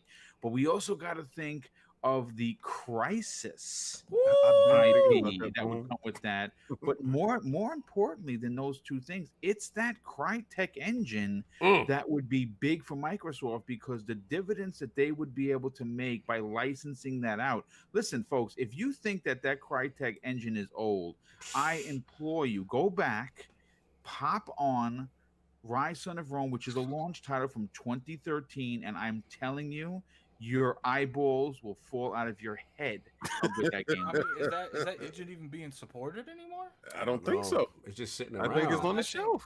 I think it's only worth being the IP being bought. Like Crytek's pretty much dead. Like we can't buy a dead studio. Bro, I want their engine. Can we steal their engine? Because that engine's still looking fire right now, bro. I want their minds, because I really thought Dizzy and Kid Smooth was schooling us. They said that Amazon license. Oh no, the evil Amazon. Oh no, they own the cry. They own the cry. Oh, wow, I didn't know that. Thanks for Kid Smooth. So who owns Rise? They don't. I think they own the OP. You know what would be crazy if Microsoft bought Rise years ago and they didn't tell anyone, and it's a launch title for the next Xbox. That would be nice. Man. Yeah, I mean, obviously, the chances of that's very slim. You know, it would be even more crazy if Sony bought the rights to it and they're making crazy. It would be crazy. Oh man, go ahead. Let me tell you. So I'm on my Xbox, right, and I see it says free Warzone on. It says Call of Duty Warzone. Let's get to it. I'm allergic to Call of Duty. All right, so I throw Call of Duty with the duty inside the bushes. Right? I'm like, no, I'm allergic to that. In the bushes. So I clicked on it. I don't know why. I don't know, blessed be the boy clicked on it, and because it was free. Free 99, yo, free 99 is nice. Well, it wasn't that. I don't know why I clicked on it. I was bored or something. Something happened. YouTube was doing something that I wasn't liking. You would have clicked on it, but if it would have said 59, King, you know what?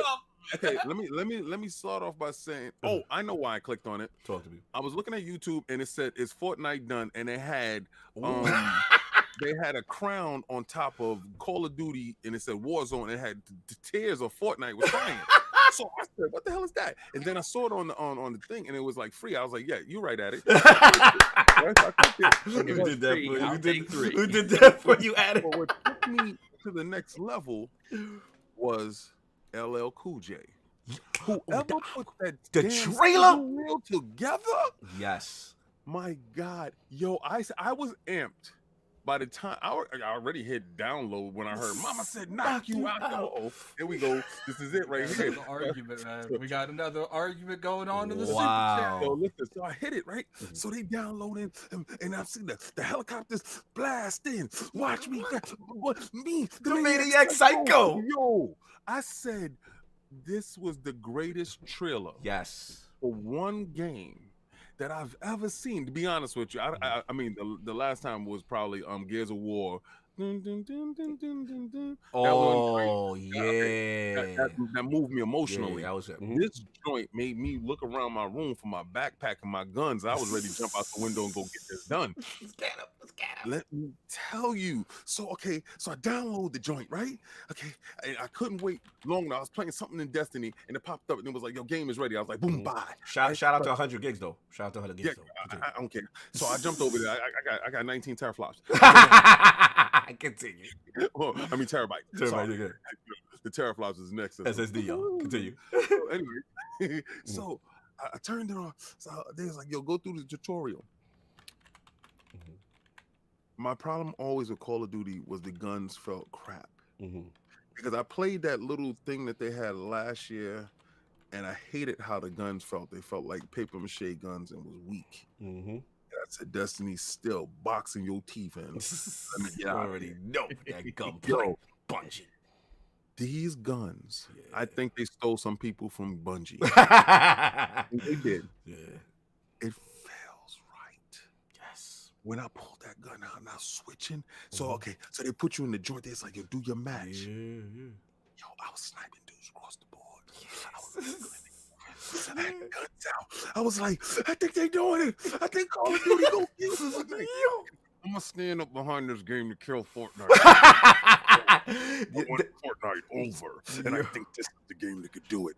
Let's go, Call of Duty. To your point, Call of Duty Warzone. I believe they're on MPD, Call of Duty in general. I believe they won, but they've hit 6 million users in 24 hours. The millions have come to support, and they have smashed Apex Legend, who did 2.5 in the same period, and Fortnite grew slower, but then they got to 10 million through a week. So we got to see how it goes through the week. But the millions have already spoken. It's very interesting. Very interesting. Yeah, millions. Dude, just ruthless, baby. This is 6 million, baby.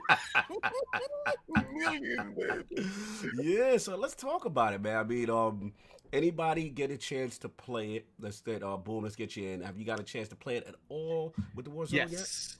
Okay. You know what? Here's the thing. I gotta be honest, because I'm an old school, selfish kind of player. I don't really like the whole battle royale thing, even if it's teams. Okay. I downloaded it. I have to say, graphically, it's impressive for free to play. I played only 2 matches, and the first time I fell super far away from my team, and I got killed trying to climb a fence. Shout out to the fence. But I did play a second match, and I'm like, you know what? After 20 minutes, I'm gonna give it another go. But it's just the whole battle royale thing is just not my bag. I feel what I'm saying. I would rather play the game and shoot stuff in like the Division. I could play that single player, but if I want to team up with my brother or with Slow-Mo or Neo Mental, it's great. The running around collecting weapons and chain. Not your man, thing. I'm sorry. Maybe I'm just too old. No. Listen, I when it get to me, I got a lot to say about that. But what I was gonna say is, let me just ask you this, before I pass it at it. In comparison to the battle royals you've played, right? How does it stack, or is it better? Is it in the middle? It's not better. Like, where do you rank? Even though I know that's not your genre, because I even used to call battle royal mumble rap. Like I literally said it's the mumble rap. I went on record and disrespected battle royal. Like, I am sick of battle royal. Right. So my question to you, with all the mumble rap, is it little this? Is it little baby? Is it little Dirk? Is it who? What little one? Is it like for you? Who's the king of the mumble right now? Now I've been watching. I'm gonna tell you this. A lot of people are posting on somebody in the bushes. Somebody's gonna get out the bushes, but they might continue. Yeah, somebody's. A lot of people have been posting like some crazy kill streaks. Yeah, right. So I'm watching on Twitter. They put up their 2-minute video. I'm like, man, that looks dope. I'm gonna say this. I don't like Fortnite. The whole building thing. I think it's good. Not for me. Who got the chips? I Attic, is that you with the chips? You can you mute the chips, sir?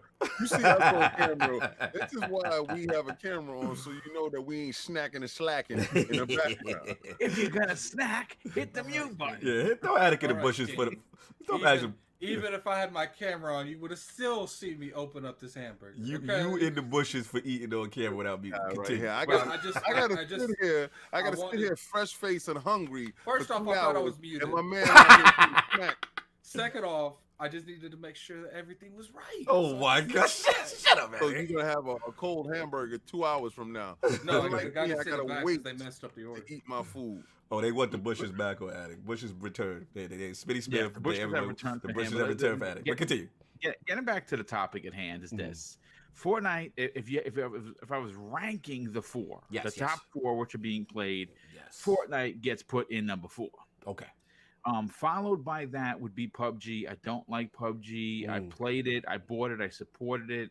I played only. Man, if you look at my time played, I'm 2 hours at most. It's just I don't like it. And then Apex Legends, I like what they've done. I put a lot more time into Apex than I did any of them because of my bias for Titanfall. I feel, I feel like which I can is see that. still my favorite multiplayer of all time. I spent over 1,000 hours playing both Titanfall 1 and 2. So selfishly, I want Apex to fail. Titanfall 3.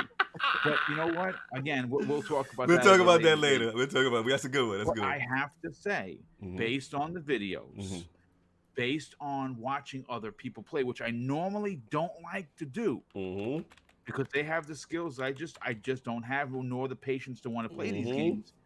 I have to say that right from jump, man, Call of Duty gets #1 place because they really have responded to the whole phenomenon of the free-to-play, and it's Call of Duty. Now, again, I don't have the time that other people have, and this is just an opinion based on what I've seen, what I've watched other people play in other videos.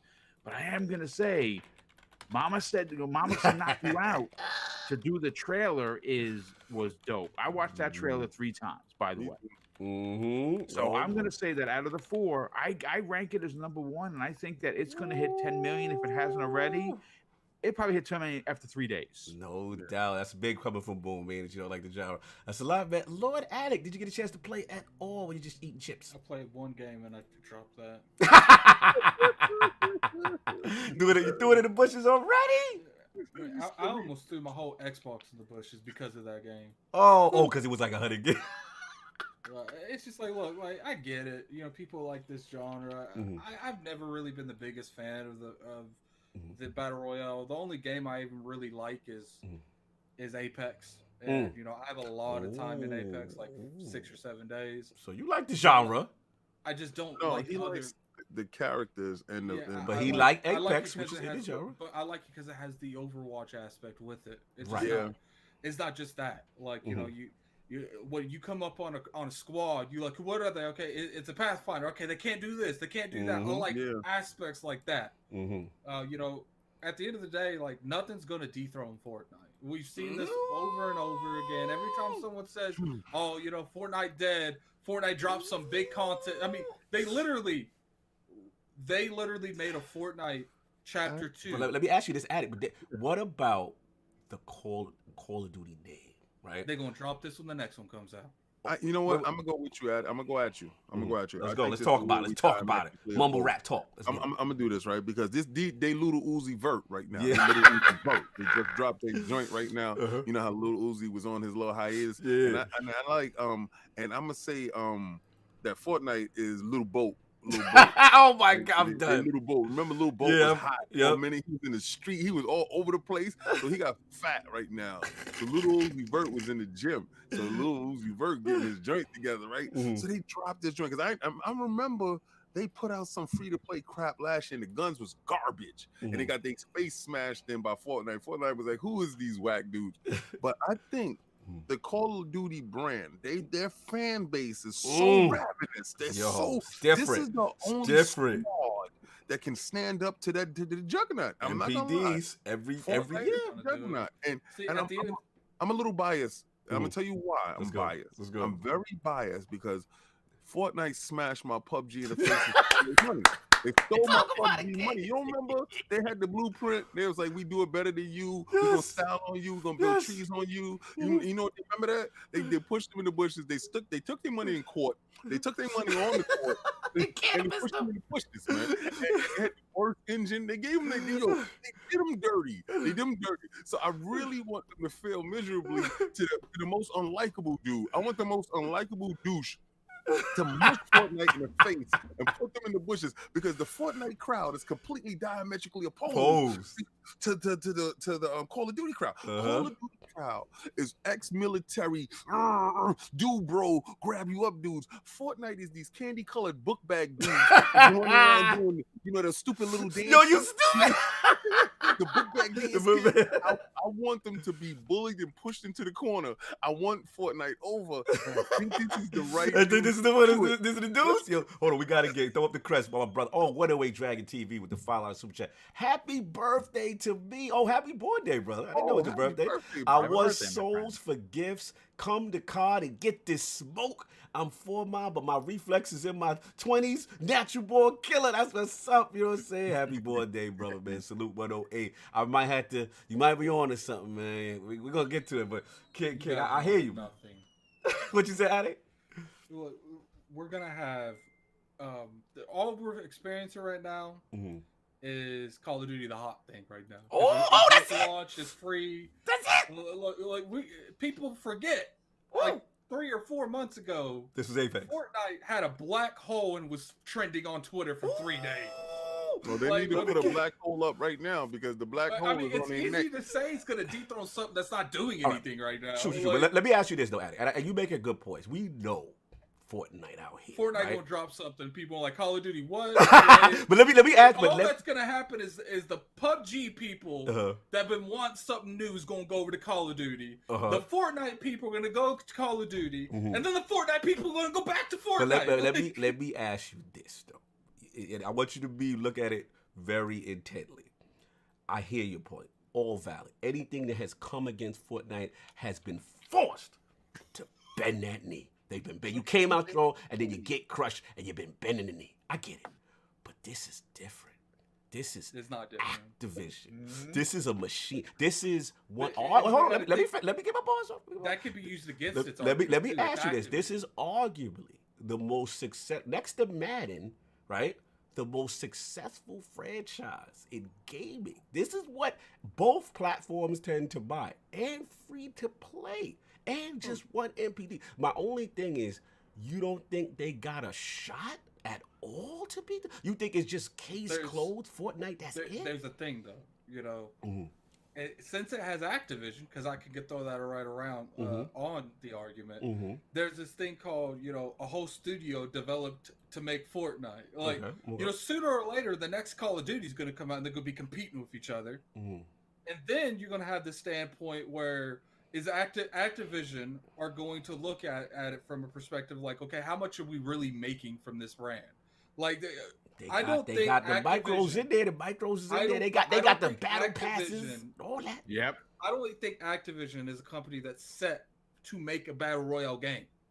Like, you have to constantly be doing updates. That is why Fortnite's where it's at. That's why Epic is where it's at, because they know how to make this game. Okay. Yeah, like, they had a giant event, and when the event concluded, the map was sucked into a black hole. I feel you. When Fortnite drops, I'm not gonna front. The world stop. There's no doubt. Let me get Boom in. Boom on jump. Like I said, a black hole was trending for 3 days. No doubt. Nothing was even happening. They had people literally just live streaming to the black hole. Like, come on, like. It's different. It's different. Call of Duty's hot right now, but sooner or later, Fortnite's gonna react. Okay. They're not like Sony. They're not keeping quiet for 6 months. Come on with this slander now. Get him, Boom. What you want to say, bro? What I want to just add to the conversation is that if this was pre-Call of Duty Modern Warfare, I say no. They don't have a chance because you got to remember that Black Ops, thingamajig with no single player that they put out, they charged 60 ducats for. People enjoyed it for a hot minute, and then it fell off because it really wasn't that good. Right. But you have to remember, this is an Activision, this is a Call of Duty post Modern Warfare redo that everyone loved the single player campaign. Even people that normally didn't play the single player campaign played it. The multiplayer, which I don't play, was fantastic from what I understand. And now they've got to the free to play. So you got to remember, the good grace gamers are a fickle bunch. They remember when they want to remember, but they forget very quickly. And now that Activision is in the good graces of the gaming community with Modern Warfare being the strong single player, strong multiplayer, then they have this free to play thing. Man, I think that listen, I'll put it this way. No one's going to ever say that one game is going to take down Fortnite. It's going to take a lot to do that.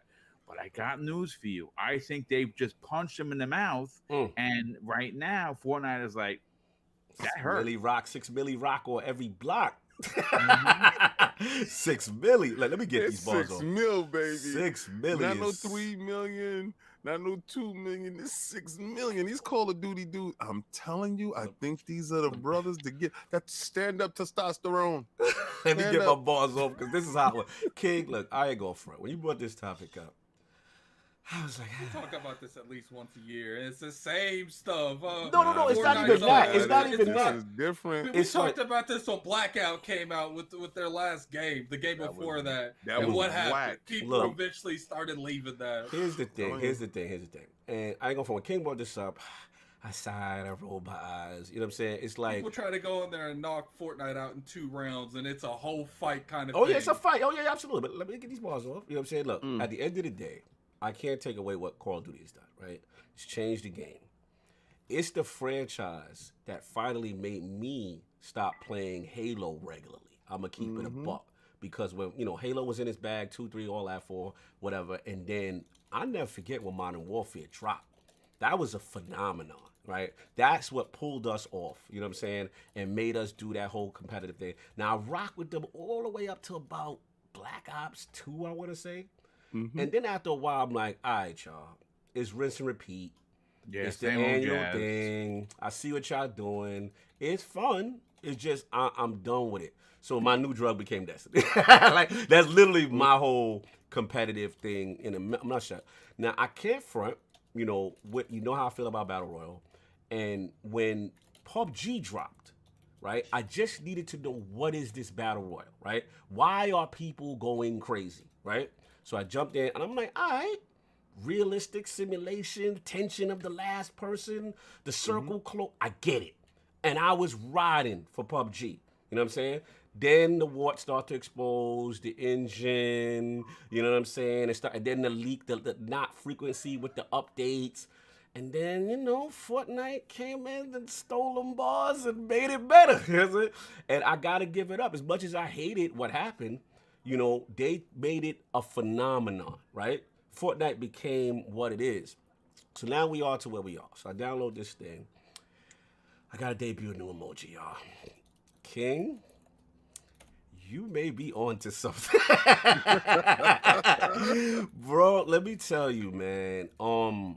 That engine, my looks good, man. God. Boy. That thing is amazing. 60 FPS. I'm playing on an X. It looks phenomenal. It is fat. Great. The cinematics look crazy. It's just gorgeous. The tutorial was fire. The gun handling was crazy. Then I seen perks with kill streaks and 150 players. The vehicles look fire.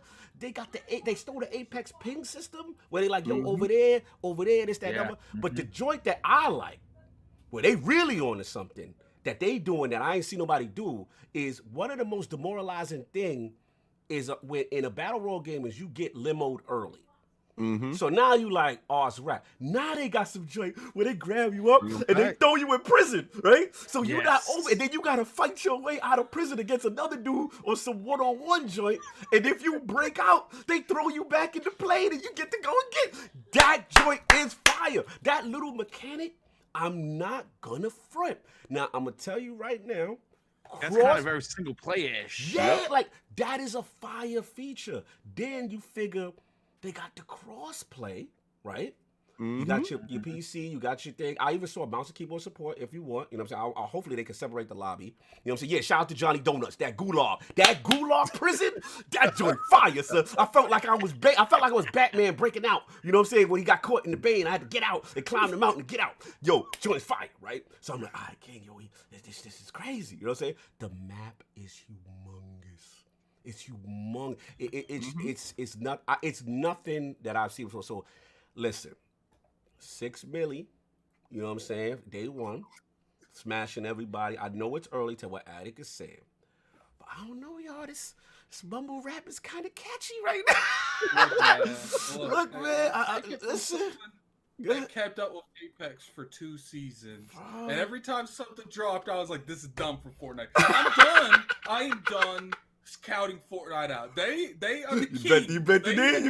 You Like, bet the knee. I'm done. I'm done Hey, fighting. can I jump in for a hot second? Yes. Because I have hot off the press information that I'm going to read. Let's go. That's from VentureBeat, and it is going to. I actually have this as a topic tomorrow night, so I may have to move the topic. Oh, my brother Boom debuting it. Let's go. Here you go. This is hot off the presses from VentureBeat, right? Let's get it. Call of Duty Warzone debuted on Tuesday as the latest free-to-play battle royale game in Activision Blizzard's shooter series, and has officially hit how much? 15 million players. Billy, they get it. They Billy rock on every block. We Billy rock on every. Let's go. They beat the Fortnite 1 week. It's over. Bend the knee at it. The king is dead. Bend the knee to the billions. I think First off, let's not act like Fortnite and Fortnite and Apex hasn't paved the way for people to know what this is. Bend the knee at it. They did it. I need a rebuttal here because I'm reading an article live on the air from Forbes that was just posted. Let's go. Call of Duty Warzone hits 15 million players in 3 days. Wow, 3 days. Outpacing record-setting Apex Legend. This is coming directly from Forbes.com. Millie rock on every block. So breaking news. Woo! My brother Boom with the millions. Wow, listen. I don't care what people download a free link. I want to see who stays. That's true. That's true. And listen, we have to. You know what we have to equate this to is how well that free tag. Call of Duty. No. Hold on just a second. Hold on. Free to play is I think is the irrelevant. How is it being free to play relevant? No, it's because you're not letting me finish, dude. You're cutting me off like you always do. Just chill for a second. Let me give my point. Damn it.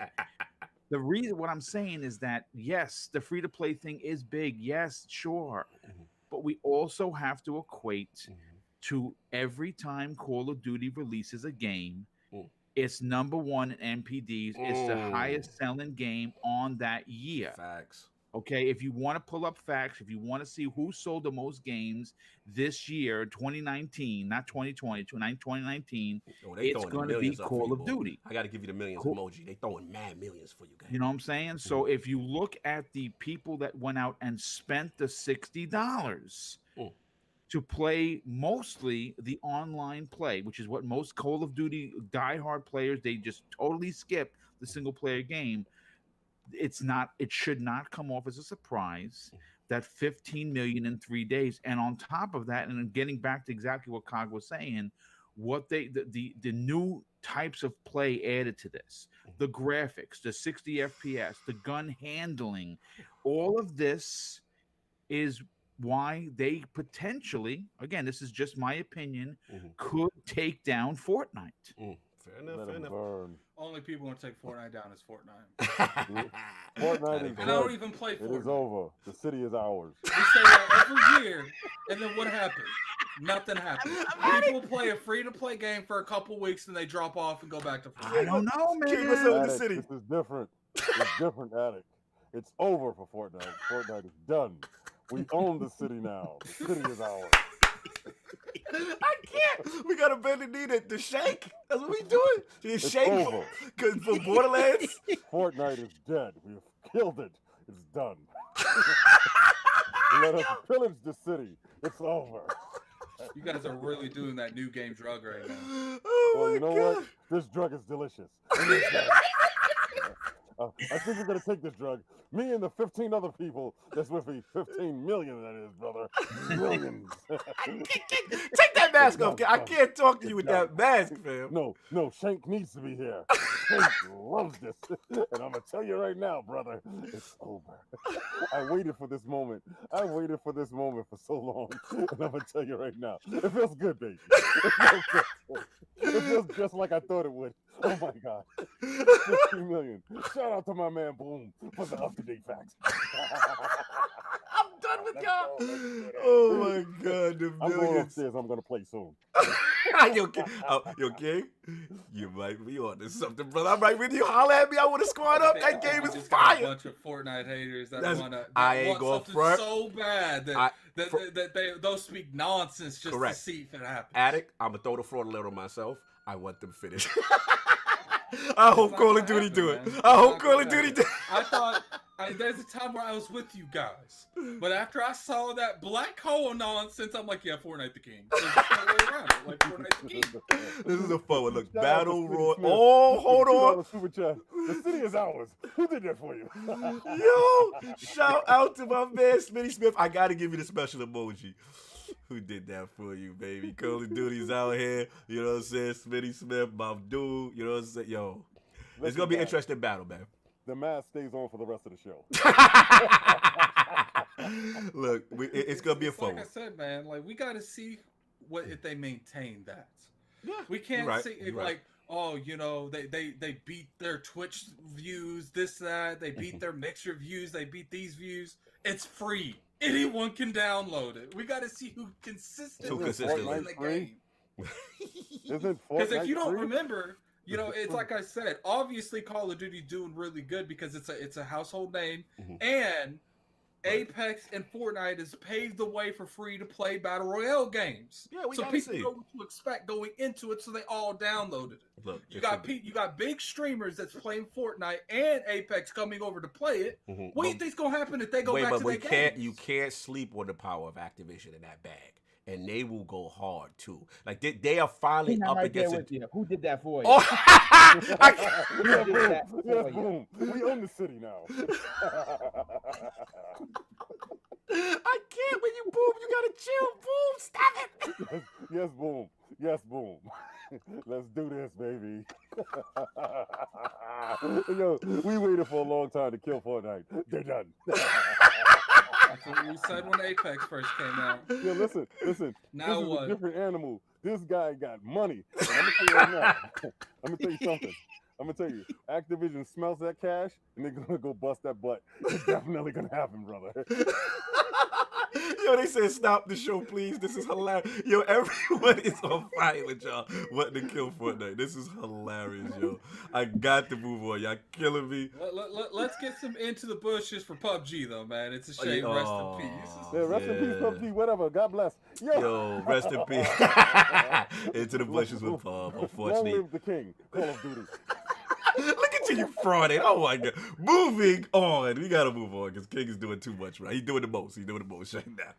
We gotta get. He said, yo, shout out to Del Chat. He said, I love how King is jumping up and down. Yo, we gotta talk about it. You gotta stop. Moving on, King, because I can't keep screaming off you because I'm not gonna be able to focus. Yeah, I gotta tell you, my jaw hurts. He keep jumping with that damn mask looking like a fool. Anyway, moving on. Next time we got Microsoft, man. We got their GDC, and obviously we know the situation around it, but they are still doing live streaming and calling it GameStack Live. So on Mixer, March 17th through the 18th, Microsoft states they will be live streaming content we plan to share at this year's GDC, starting at 10 a.m. Pacific time on the 17th. Come learn about the latest cloud and game development tech from Microsoft. Go behind the scenes with the creators at Xbox Game Studios and ID at Xbox Program, and level up with deep technical talks and panel discussions by industry leaders. So I wanted to bring this to the lords in the realm. Number one and number 2 points. So number one, I wanted to say in reference to this, you know, is there anything, anybody got a chance to look at the list, and is there anything specifically from the list on the schedule that kind of excites you? It's a 2-day event. And then the second part will be, you know, obviously with the recent events, the pandemic and stuff like that, you know, canceling E3, you know, how do you want Microsoft to handle their rollouts? So 2-part question, GDC first, you know, game live, anything on that list excites you, and then how do you want Microsoft to move forward with stuff? So let's start with Lord Boom in the realm. You know, how you feel, brother? You know, I mean, listen, I like that they put the list out, right? So they put the times out. We know exactly what's happening. You know, if something interests you, like maybe what they're going to, you know, what the technology going to use for Forza, right. If that interests you, you know, you're going to tune in for this. most of us, most gamers, especially when it comes to like the technical part of gaming, we're not really so much into. I don't necessarily know how much of the community is going to be jumping in. It's interesting that they're putting this live.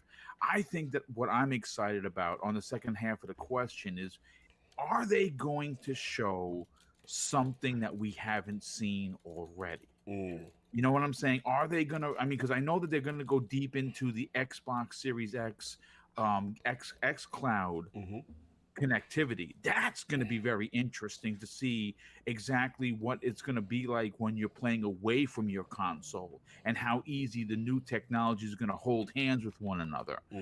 But the question is, what are they going to show? Right.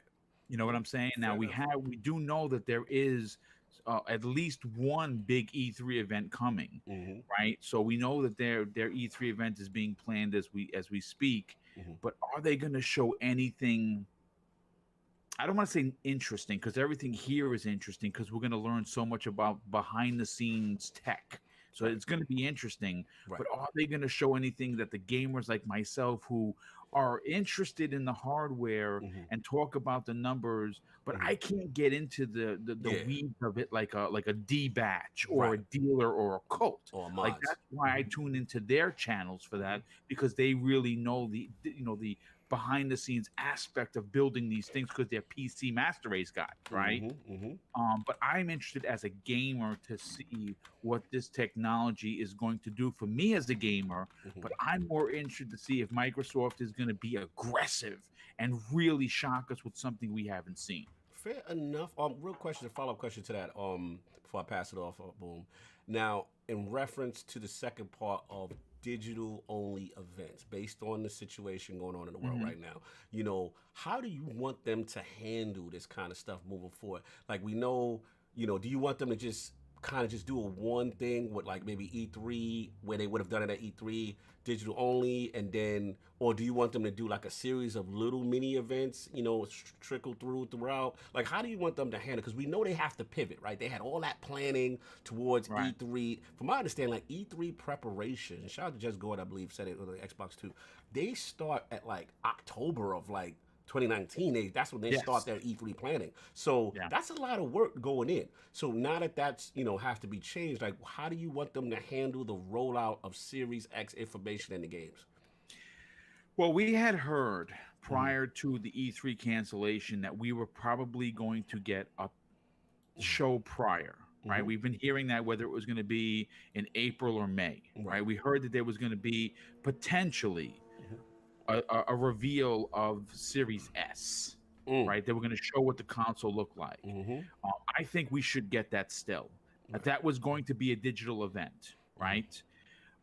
For this particular year, I think what they need to do is put out that 90-minute show. You know what I'm saying? And I think it needs to roll out. Look, if you look at what Nintendo does, Nintendo Directs or their Treehouse events are all digital. Yes. And they get the fan base crazy excited. We all watch these videos of people, you know, in a room, right, watching this, and like a Smash character is announced, and dude, I'm talking about it, gives me goosebumps, because those are real fans. Facts. They get so excited. They're in a party, and even when they're podcasting, we see, you know, 6 people, and they're all like with the cameras on, and you can see the excitement. And when Banjo-Kazooie was announced, how crazy the fan base got. So you can still be relevant and be in the know and be in the news with digital events. Now, this particular year, I think they still need to take whatever they were going to do, a 90-minute show, and bring that over to the digital event, where instead of just Phil being out there, they need to bring, like, if for instance, if Playground is going to officially announce Fable, head of Playground needs to do that. He needs to come out, explain who he is, get out there and say, yes, we know that you've been waiting, we have something special for you, and but now drop it right there. Every announcement that's going to come in this event, whether it's in 30 minutes, 60 minutes, or 90 minutes, is going to make news. going to be topics on people's shows. You know, IGN, even though they're not covering it, you know, live on the scene, they're going to be covering it, right? So all of the same excitement and fire behind an event like E3 is still going to be something special for digital. So I think they need to be as aggressive as they've been being. To a pre-event, get the hardware stuff out of the way. Yes. And just drop games. I feel that. In that E3, whatever it's gonna be. Okay, fair enough. Lord Addict, man, GDC, the Game Stack Live coming up. You know, so anything on that list excites you, and then two, how can they move forward with their digital only? That's all hardware, right? GDC. Well, actually, there's a couple of things you might be interested in. On this hardware, you know, we'll go to the other one. Well, it is a lot of hardware. I'm not gonna say it's not. 17 on the 17th at 10:20. I'm not on the dealer crack, man. I can't. I don't like the hardware talk. I leave all that to dealer. Dealer's the best. Shout out to Dealer. But here's the thing: it's more than just hardware. Yes, this Game Stack. They're gonna talk about Gears. Coalition's gonna talk about how Gears 5 became gold standard. They're gonna talk as far as game wise. And day 2, Matt, you might like In Exile is gonna talk about Wasteland series, and then also you like Gears Tactics, thoughts on optimizing for PC. There's a segment for that, and then 11:55 we got Xbox Series X stuff going on. So any of that interests you at all? Not even the lights. Why not even no Gears Tactics? No, because they're just talking about how to optimize. Like I don't care what they did to optimize it. Just give me the game. Don't talk about it. I don't want to know what's under the curtain. Like, that's why literally you rarely see me comment on hardware or anything related to hardware. Because I just want to click 2 buttons. I want to click my mouse twice. Or I want to press A on the icon on my Xbox and it load up. I don't care about how it got to that point. All right, so then, being that you're not interested in Game Stack, what about the whole, you know, now moving forward with no formal E3, right? Like, how do you want them to handle these digital-only events moving forward?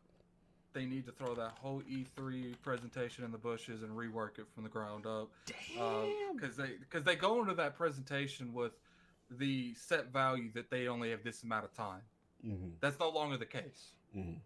So I think they need to have like maybe a week or a month to where they have a couple events that's dedicated to 1 or 2 things.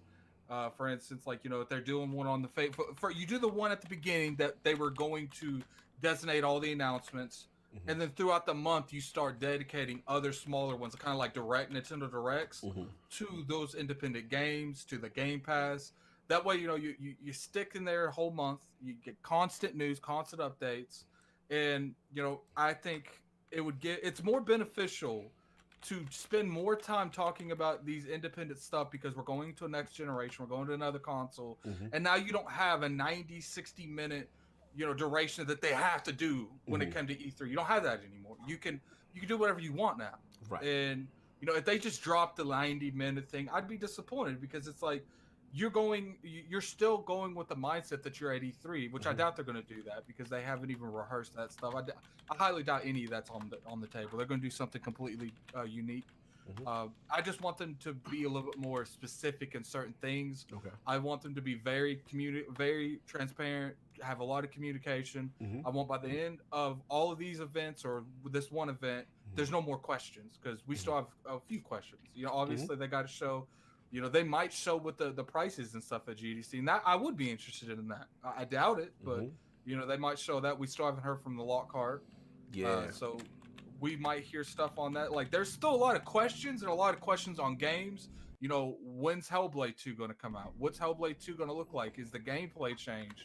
Like, they need to answer more questions, and that's what I just want more answers. No, fair. That's fair enough. Lord King, does Game Stack interest you? Does that lineup of topics interest you? And then how do you want Phil? Someone said in the chat, Sony will use Morse code for their revealing.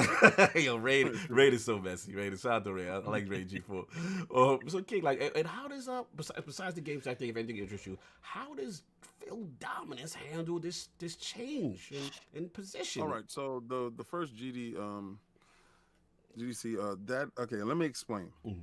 That is. It intrigues me for only one reason. Talk to me. That's xCloud. All right, so I believe that they're going to flush out what xCloud truly means, because the audience inside the GDC it's different. Yes. Okay, so the audience is tech based. The audience, it's like optimizations and stuff like that. How did they get said code to do certain things? How you can get this to perform in this light. So their audience that they're trying to market to and then trying to push the product to is a different audience. All right. So that's the reason why we tune into that, because as the audience shows, it kind of tips its hand into what the future holds. Yes. So you're going to see more along that tech, because a lot of people don't really understand fully how xCloud really works. And I think you're going to get that fleshed out in concrete, because I believe xCloud is going to start rolling out of beta and into a solid form.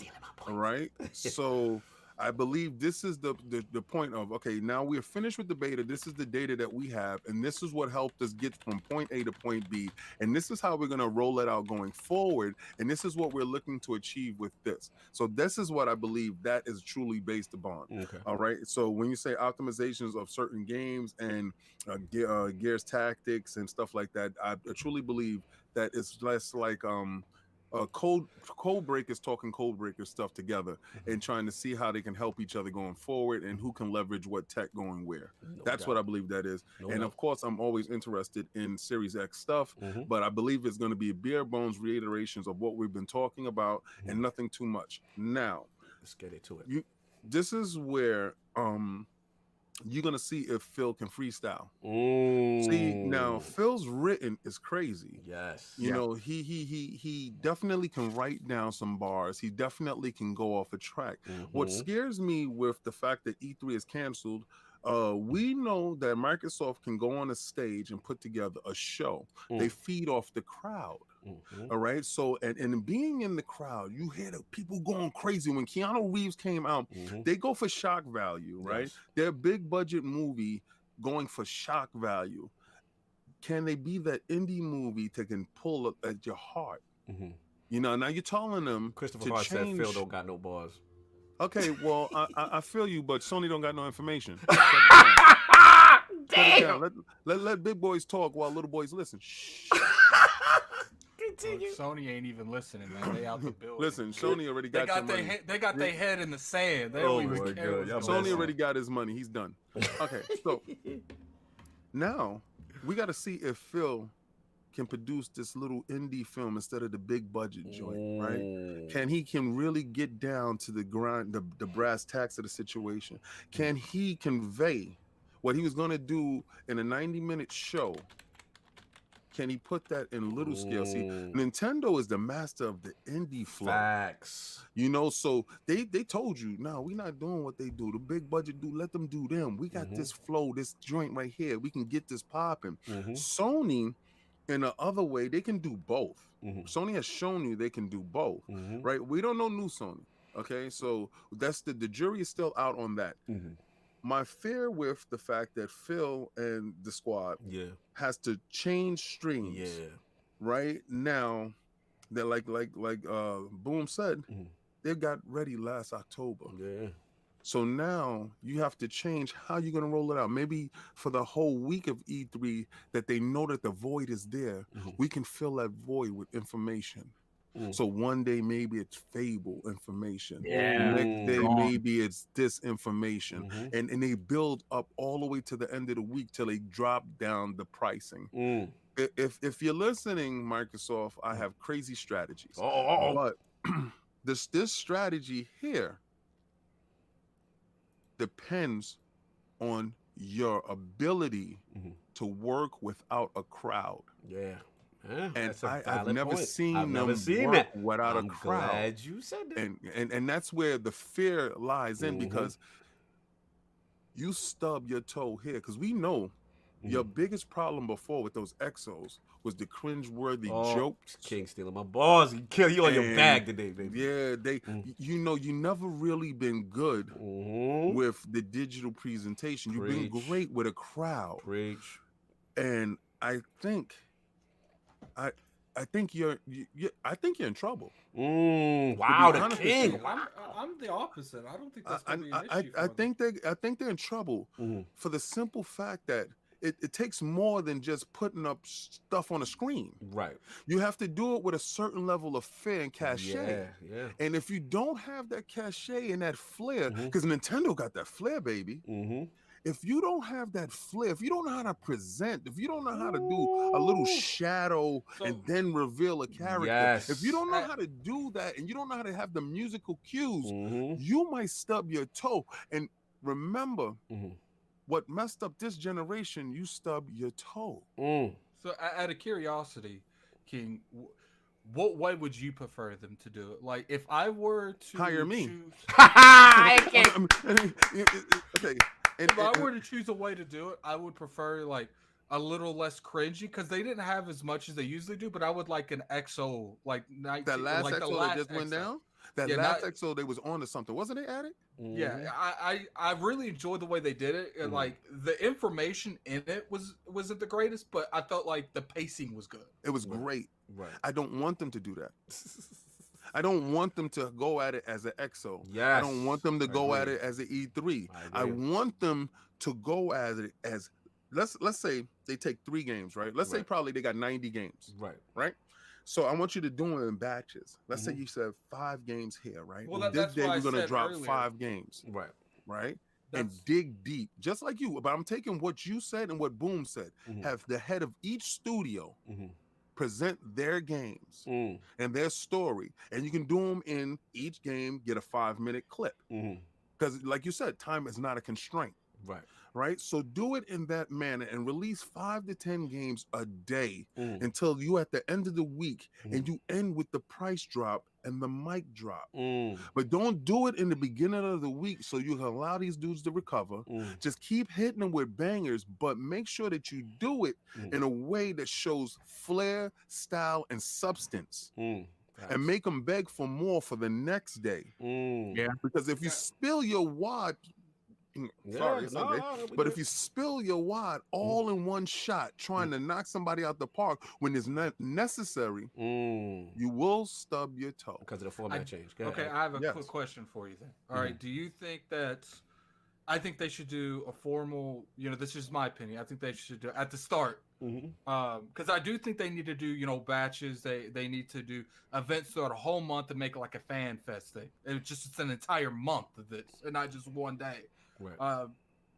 But obviously they would need to launch it with something. I think that they do like kind of like how we have it with Destiny with the roadmap. Right. Like have a month of a roadmap. On this day, this is going to be shown. Like this day, this is going to be shown. Let me ask you a question. What do we lose in this generation? The age of wonder, surprise. So but they don't have to, and they don't have to formally show it. All they have to do is they could put it on there. Remember how during the XO they had one of them is redacted? They could literally just have that. So you say put the lesser known games in between a good game and not a good game. A lesser known game and a highly anticipated game, and redact the name of the highly anticipated game. Yeah, they could do anything like that. Or for instance, they could. They could sneak one. They could show something like, let's say they're going to show Obsidian's new game. They can name that as Obsidian, like, oh, we're going to show you Bleeding Edge DLC. And then after they show Bleeding Edge DLC, like, we got something for you. Like, there's multiple ways they could go about it. But what I really want to ask you is, how would they start it? Started off with the reveal. Like, the reveal of the console, what it looks like, obviously we know what it looks like, the price of it. And then show one key game, and then start it off. At the end.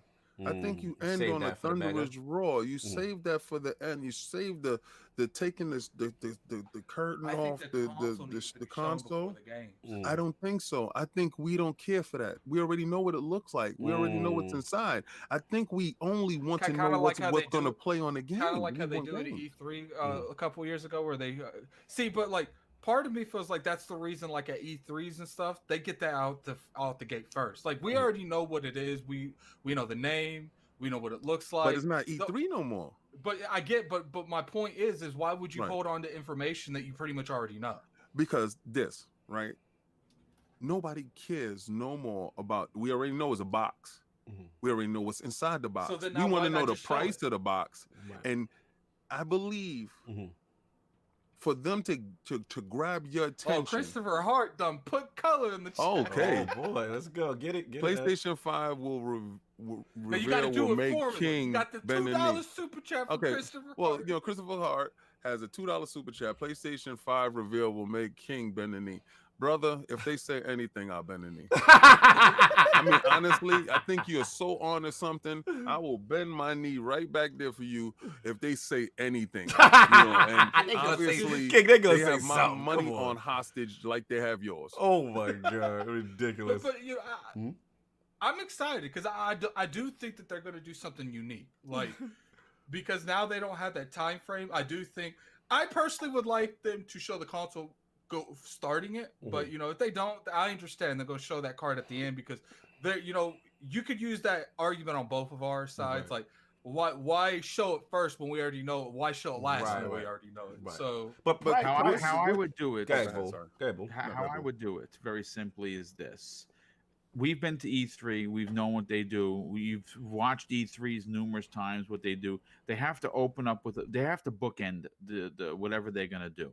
They have to open it big. They have to close it big. I would do it. I agree. Is open it up with Halo Infinite gameplay. Get it right to it. Get right to it. Literally, it goes into like a 2-second trailer. All right, Chief. You know, we want you to take this, and they go right into gameplay, and they show 4 to 5 minutes of him doing whatever he's gonna do in an area, and then Phil would walk out and be like, okay, that was Halo Infinite. That's gonna be available this fall, right? And then they start getting into the thing, and then how I would close it out, how you drop the flag in the sand. Let me do. And you close it out with Fable. That's how you close it out. You close it out with like a forest. You know, you're all the way back. You see a forest. You come in. You see some sort of sword play. You do some character fighting a monster, and then he does some sort of magic thing. It blacks out Fable, whatever it's going to be called. I love it. Let me ask you this, though. When do you do price? When do you do? Do you do it in the middle? Do you do? You know something, dude? Because there's no E3, and because we already heard that there was going to be an event in April or May, which is more than likely May. I would love to see them get the hardware talk out of the way. Show Lockhart, show the Xbox Series S standing next to the X, and then you drop price $499, $299. And cut the black. You know what I'm saying? That's how I would do it. Good one, man. It's a good one. You know the reason why I don't like that philosophy. This is the reason why. Let me hear. The reason why it gives a rebuttal. If you're trying to rebut games throughout the week, now you off your game because you don't know what they're gonna reveal next. Right. So you can say on Friday, Phil can come out with the game show host suit on. You could play some jokes and games with it, and be like, behind curtain number 1, and they pull up the curtain, and the Vanna White type of person comes out, and they reveal the price at the bottom of the Xbox One X series. no white gloves, please. No white gloves. And door number 2, and they have the Series X, the S, and they reveal the price. He can joke around with it at the end, right? Because they're still trying to recover from the games that were knocking their head loose all week long. And then you hit them with the price. And that's when you put the mic down. So you want the mic, you want the price last. I want because the biggest thing now is everybody has the speculation with because of the economy aspect. It is better to have that last. Right. Yeah, because you have the economy problem. Because you give Sony less time to react. Right. Because they're still trying to react from games. Right. So they have to rebut you with games. If you give a fire presentation throughout the week, at the end, you drop that price. Yeah. And you walk off the stage and you let it be how it is. Because the biggest problem right now is financially, in this day and age right now, for these couple of months, or we don't know if it's a year or two, whatever, financially, some of us might not be able to reach that price point. Others got a question. He said, could we hear the panel's discussion of Sony Jim Ryan's strategy? Jim Ryan, Dance Moves Ryan, is just standing on the side, he's putting on his tap shoes because he's about to tap away. And listen, The strategy is whatever Microsoft say, baby. Whatever they say is a go. So That's the strategy. when we get to Horizon Zero Dawn on PC, I'm going to give you Jim Dance Moves Ryan's new philosophy on PlayStation. Oh my god, yo, Cutie Vampire even got a Jim Dance move emoji. I'm done. They gotta get. Let me get my bars on, man. Y'all making good points. To the GDC that seems like no one likes except me. I'll make it quick. Yeah, man, I am looking forward to it. You know, there are some people addict. Shout out to dealers. Shout out to me. Shout out to my. We like tech. We like to hear what's going on behind the hood. You know what I'm saying? So I want to know about the tech. Under the hood. Yeah, under, I guess. Yeah, yeah, behind the hood and under the hood. No cars don't work on no cars. Oh man, they throw me in the bushes. Behind the hood. If you go behind the hood, you in the car, man. And that's how he like it. He like to drive the car. He don't need to worry about what's going on in the hood. Because if a engine light pops up, Cog knows who to call. Hey, something's going on behind the hood. Fraud alert on me for mixing up my sayings. But anyway, moving on.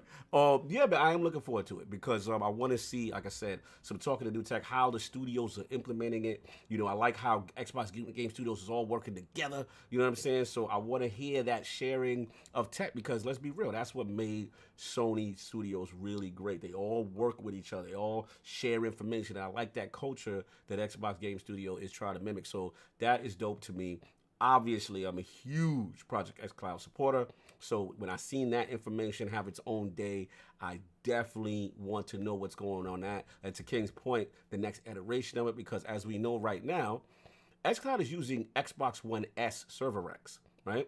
They're not even using the Series X stuff yet. So being that they're there, I want to see how far they're away from maybe getting out of beta, maybe another announcement. The other thing I want to hear about is them going to PC.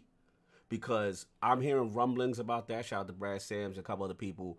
You know, them having xCloud in a PC browser, to me, is a direct competitor to Stadia. You know what I'm saying? Yes. And I would love to see that feature. So any features with xCloud in that respect, I'm definitely excited. Now, as far as the rollout, I mean, look, y'all all making good points. You know what I'm saying? We got to see. I'm with King, though. I am a little concerned because, like I said, this was being planned from October. This is a major pivot now. You have to change everything, and you have to do it right and still maintain bombastic moments to get everybody hyped up. And this is where I feel Nintendo has the advantage. They've been doing this over Sony and Microsoft. They know how, like Boom said, how to get their base so excited where it's just like, wow, oh my God. Like this ain't nothing new to them. They used to these type of bars. You know what I'm saying? This is an adjustment for Phil. And like King said, I got to stand tall on it. Like, I've said it on next podcast yesterday. Like, I have not been a fan of their digital presentations when it's their own. Now, when it's Game Awards, that was what I'm talking about. It's a new day, a new Microsoft, aggressive, boom, boom. I want them to keep that kind of cadence and pacing, no cringe-worthy moments. They cannot treat this like it's an inside Xbox, or I'm going to be highly upset. Like, can I just throw something in here that I think is the contributing factor to your, not only to your fear, but why it should be curbed. Right. If you look back to the, I hate when I forget people's names. The intern. Yes, the intern from that stood up for Phil. Yeah, and I follow her, and she is exactly the shot in the arm. Yes, Microsoft needed. But besides that, her thinking outside the box, which is what has me excited for this digital event, it's the rehiring of Jared West. See, people are not talking enough about this man and the position and where he came from, what he did for the 360, what he did for Netflix when he got there, and what he has started to do for the Xbox brand now that he got back in December of 2019. He is in charge of all of the marketing for the Xbox Series X and S, if that's what it's called. Right. And I feel that he is going to make sure that the same freshness and excitement that came with the Xbox 360 while he was there, he is going to bring that tenfold over to Microsoft now. Now, to your point, Boom, where you are giving me confidence, is since then, right? Cindy Walker, I think her name is. Yeah, since then, Yes. and since the Game Awards, they have been in the mind share. It feels like every 2 or 3 weeks we get some juicy Xbox One X, Series X nugget. And this is what I'm talking about, especially as a platform that did not win the last generation. They've got to do everything in their power to galvanize people, to get people excited to say, yo, I might consider getting this. You know what I'm saying? That and I have to agree. I feel there has been a change, right? It's been very Eddie Chipmack, what's up? It's been a very different mindset, and I just want to see it continue. Only reason why I got the little bit of nervousness is because I just want to see now that continue on their own digital platform. So now they do whatever the shows they got planned, quick, concise, aggressive, nice plan. To King's point, maybe send Space Out Price to the very end, hit them with the bangers, hit them with the game, make the devs come out, do what you got to do. But it has to be that constant trickle of information, no cringe, I don't want it to be. It needs to appease the Please hardcore. no white gloves. No white gloves. It needs to appease the hard. It needs to appease the hardcore game. It can't be a promotional manufacturer. Like a show, like the Xbox. I mean, the Inside Xbox always feel like it's some marketing show. Like it can't be that. That's what. So I'm gonna give them, give them a fair shot. See what they do. And the last bit is they got to do that the direct flair, which is that one thing Nintendo always does. Is that one last moment. Oh, by the way. And then their base goes crazy. Microsoft has to do it, whether it be Fable, some IP, something that people go, yo, remember, they bringing that? Like, remember how we felt on live stream? Oh my God, Hellblade 2, what? And the biggest That's thing what is I need, like those type of moments. Their what the hell moment cannot be a third party moment. Yes. Like, it's got to be there. I agree. I agree. Party. Yo, you know what, Addict? And I think this is where it changes. I don't think we get the leaks that we normally do, because remember last year they worked really hard on faking people out. Now that this stuff is internal and is in-house, I don't believe that you have to work as hard as to to fake anybody out, because they have to go and they have to set up and they have to rehearse and they have to go through that, and people seeing stuff being put together. So you have too many leaky holes. Right. And I thought that Microsoft did a great job last year. I think they can do an even better job this year. Right. With the level of surprises. And they can also take liberties with things, because no longer are they up against this imaginary clock. Right. Remember, they would go, then Sony would go, then Nintendo would go. So I believe now that when you control your own destiny, that can be a blessing and a curse. Yeah. You have to know pace. Right. My biggest fear, just pacing. Yeah, I agree. Is them putting those. It's certain people I really want them to stay away from going forward, and I want them to have a different type of format. Don't look at it as an XO. Keep that away. Yes. Let XO be what XO is. Make this that. You know how when they showed Xbox X, Xbox One X, and it was talking. They had Mikey Barr and they had everybody up there, and it was going on to that reel. Yeah. And it was talking about the tech and what we did when we put this down and we was looking for. I always thought that reel, that little segment that they did before they showed it was so finely done. It was so incredible and so powerful. And I thought that was a step forward. And I really believe that was produced perfectly. Take that same format when introducing your games. Take that same format when you're going forward. Remove everything else, because they won't have anybody there, so it won't have to be the stuff that they were doing before. Like I said, they play great in front of a crowd. They don't play great alone, and I want them to play great alone. But y'all giving me a little bit more confidence in it, because I definitely didn't have it. Yeah, Boom did. Boom give me confidence. Thank you, Boom. My pleasure. It's the least I can do. Listen, guys, I just want to say this. I can't hang out too much longer. So I'll give you, once you move on to the next topic, I'll give you my spiel on what's happening with Sony, what people can expect, and then I'll be out. All right, no doubt, brother. Let's get that going. Get at it real quick. But at the end of the day, we might want something, but I think at the realm of reality, it's just going to be one show. Like, it's a possibility that too. Yeah, I think that they're not going to stick too far away from that, and they're going to have one show. I don't know if it's gonna have a bunch of cringeworthy in it. You know, I hope they stay. That's why I was saying if they do one show, I want it more of that XO style than the Inside Xbox style. Listen, I want an E3 style. You know what I'm saying? That's just me personally. But look, we got to move on. Lord Boom does not have much time. So, Lord Boom, man, we're going to get into it, man. Obviously, the Twitter streets were in a tizzy. You know, we got some news, obviously. Shout out to Lord Rand. It is a fantastic prediction. He actually made this prediction here on the Iron Lords podcast. Plug. Mm-hmm. If you were listening, my brother got stoned. He got stoned live on ILP. They had no love for him. They threw the shame. They did all the Game of Thrones stuff to him. They threw tomatoes. They did everything to him. But he lived to talk about it. And the day has come.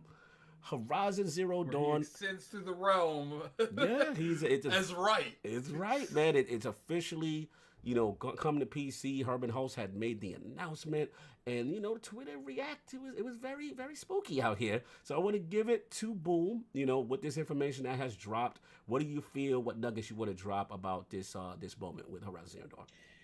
Well, first of all, Horizon Zero Dawn is a game that I have been championing for quite some time. It's one of my favorite games of the generation. And yes, no, I haven't platinumed it, and I probably never will, to be honest with you. I beat the game, went back in, started trying to get some of those achievements. A new DLC came out, which was fantastic. Right. And really, really enjoyed Aloy as a character. Loved the world that she has been brought to.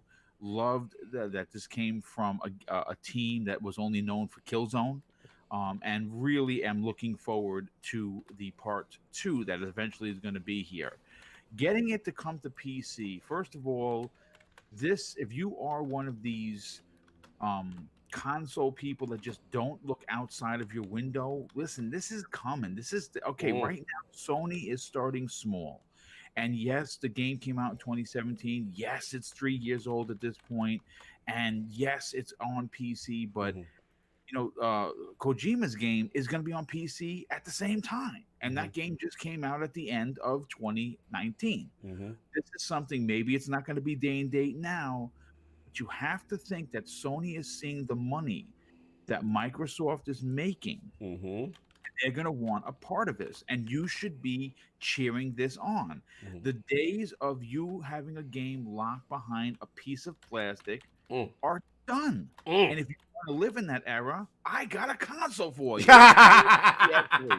know what I'm saying? Or the Xbox 360. You know, because you have to understand, when they bring these games to other people, especially with Sony, they're going to get more money to invest in a studio. We got to remember, when you look at Sony as a company as a whole, right now, the only thing that's holding them in the black is the PlayStation brand. Now, granted, yes, their movie division is doing well with their animation and, of course, the Spider-Man films and what they have coming out with Morbius and Venom. But the reality is that they need to keep the money flowing to make investments in new studios and new games. If you don't have, and here's the thing, I think the main cog behind this move is because you, and I'm looking at you, PlayStation frauds, don't go out and buy these first-party games. You put them on a piece of paper and you tweet about it. So that's what makes you a fraud. If they can sell more of these first-party games to other gamers who may not have a PS4 / PS5, they're going to be able to sell more copies. Wouldn't it be awesome to say that they sold 30 million copies of Spider-Man 2 instead of the 15 that only 15 million PlayStation 5 gamers? Yes, of course it is. And you know what? The one that could really harp on this question and really bring some light to what I'm saying is King, because he's a businessman and he understands that the more people that you market to, the more customers you have. The more customers you have, the more money you're going to make for your company. And if you can't think of that, I say go to college. Shout out to Don DeMarco. Don DeMarco. You got the bomb on there. You know what I'm saying? Listen, man. King, you want to get your name? Jonathan B wants to hear your bars very bad. He wants me. He's like, I need King on this. Okay, Jonathan. All right, so Jim Dance Moves Ryan has went to the great school of Phil Dominus Maximus Spencer. And Phil Dominus Maximus Spencer is Jim Dance Moves Ryan's fearless leader. And you understand, when you're looking up to your leader and you want to emulate him, you do things that your leader has done already. You put games on PC. What, exclusives? Listen. Boom is on to something when he tells you that there's 105 million of you guys, because every time I hear it, it was like 120, then it was 16, then it was 15. You guys' numbers is really flip-flopping, doesn't look good in the light. I'm telling you, I never believed it. I don't care. All right? Because you know why I don't care, and you know why I don't believe you guys, and y'all be taught numbers and all this other stuff is because if you have 110 million, oh Lord, here we go, and you release a game as great as Spider-Man and you're supposed to play games, let's say half of you people should buy the game. It should be 15 million of them sold, not 10, not 5. Oh so God. The question is, what's really out there? What's really in the source? What's really in the streets? Because I don't really believe you guys, because your numbers ain't adding up. So when you say something like 15 million in 3 days in Call of Duty Warzone, that kind of makes sense, right? It kind of makes sense because you know those fans out there going support. It's about support. This would not be happening if you support it. This would not be coming to your doorstep if you was actually about that wallet instead of talking and tweeting. Put the phones down, stop talking and tweeting, and get out there and start ending these games and buying these games, because you brought this upon yourself. See, when Microsoft started putting their games on PC, is because they had to. They had to. They had to sell, right? They had to make themselves viable, right? They had to go to another path. So what is good for the goose is good for the gander, my friend. So you have not been out there supporting in the manner that you claim that you have, because if you were, this would not be knocking at your door. If you sold 90 million in Spider-Man, I can guarantee you that stuff would not be going to PC. So when the next games fly on PC and your little tears start running down your little faces and you start saying, no, these are my exclusives, well, you should have supported your exclusives, because this wouldn't be happening to you. King, 5 million, you know what I'm saying? That's a good number for That's garbage compared to 110 million. If I got 100, you know what happens? If you have 110 million and you only sell 5, do you understand what the boss looks at you and say, what the hell are you doing that you're not pushing to everybody? 10 million ain't support, King? Come on. No, 10 million is not good if you got 100 million in the hood. I want to know, where is the 90 million at? Where's the 90 million? How can I get to the 90 million? So what you're saying is, King, games like the Call of Duties, the Maddens, the third parties that generally, you know, tend to dominate MPD and the mind share, as far, is that what we're saying? They need to be on that level? Man, how can you get to these numbers? Why is your exclusives got to go someplace to make their money over there? Why can't your exclusives make their money at home? I just gotta figure it out. I just want to know. I'm done. It's still good, King. It's not, I mean, it's not good. It's not good when you're looking at the whole pie. If you sold 110 million, so you're sitting in the room saying, "Boy, if we just sell half of that, we be rolling in the money." And you come back and those dudes is lighting their pockets. They come back, we only sold 5. Brother, if you don't get your behind out there and start pushing this way, so we can get this stuff done, I don't care about it no more. You 110 million. Stop talking these numbers, and you're not pushing 110 games. Where's the one game that's going to sell one-on-one? And I'm going to tell you what game does that, because Nintendo doesn't have no problem with this. Do they? Do they? I don't know. All you do is, Nintendo sold 50 million. How many Breath of the Wilds was sold? I got to look up the numbers. We got to bring Piscatella in, man. All I will say in defense of Sony is that, like I said, you want that diverse piece of pie. So it's still selling 5 and 10 is not bad. Obviously, it's not, you know, what those other, as far as the base. Horrible. It's not horrible. It's disgusting. It's disgusting. It's terrible. I'm telling you, any way you look at it. Okay. This is where it's gonna hurt you. This is gonna hurt you. Oh my God. All right. You have 12 teraflops, but you're only using 2. Can't use teraflops. I'm getting to the super chat. We get the rest of the teraflops to work. where's the rest of the teraflops at? Listen. You ain't gonna buy no system where you only gonna use 2 teraflops, but they got 12 available. Oh my God. Diversity of titles is important to any console. Let me get the super chat. That's gonna get 100 though. Oh my God. Aaron J put up the crest in the realm. Aaron J 94, $2 super chat. Please tweet me this section, please. Did you get the Smitty Smith $5? Please get Smitty Smith. So we got $5 super chat from Smitty Smith. Phil Spencer, hey Sony, we don't believe you need more people. Bars. Wow, I gotta give him a who did that for you, Phil Dominus Maximus Spencer for that. That was very smooth, Smitty. Look, man, we gonna get Addict. You gotta get off real quick, and I know Boom's gotta go. Let me know when you gotta go. I'll try you out, guys. Oh Lord, I do think that I've always been astounding for when it comes to the Xbox One. Mm-hmm. Putting your games on PC does devalue your brand. Mm-hmm. But people act like it's huge. No, you got certain, and it's not necessarily devaluing the game. It's devaluing the customers on your platform. When you give people the option to buy it on another platform like PlayStation, PC, then there's this thing called Steam people can go to and buy all their games on Steam and just buy that one game on PlayStation. Mm-hmm. So now instead of PlayStation getting these the subscriptions, the cut they get from selling all third parties, some people are just going to get stuff on Steam. Is it a large amount? No, it's not, because there is such thing as console gamers and there is such thing as PC gamers. But when you probably got a good amount of people that have both, and if you give them the option, they're not going to buy it on both. They're going to buy it on their PC and they're going to play it on their PC. I don't think it's a big deal. You know, they might lose some, mind share when it comes to the console thing, but we're talking like pennies. Right. When they're making dollars by offering it to the hundreds and hundreds of thousands of people on Steam that will refuse to get a console. Right. So it's the right move. Do I think it devalues the brand a little bit? Yeah, but it's not enough to justify not getting that money. What about the fact that it's 3 years later though? Like it's so much later in the cycle. It's not the exclusive that's devaluing the brand. It's the giving people options to play your game on another platform. Right. For instance, people that have it on both consoles, let's say that someone just jumps the gun and just buys a PC because of this. I don't know why you would do that. Right. Because they're under the impression now everything's coming to PC.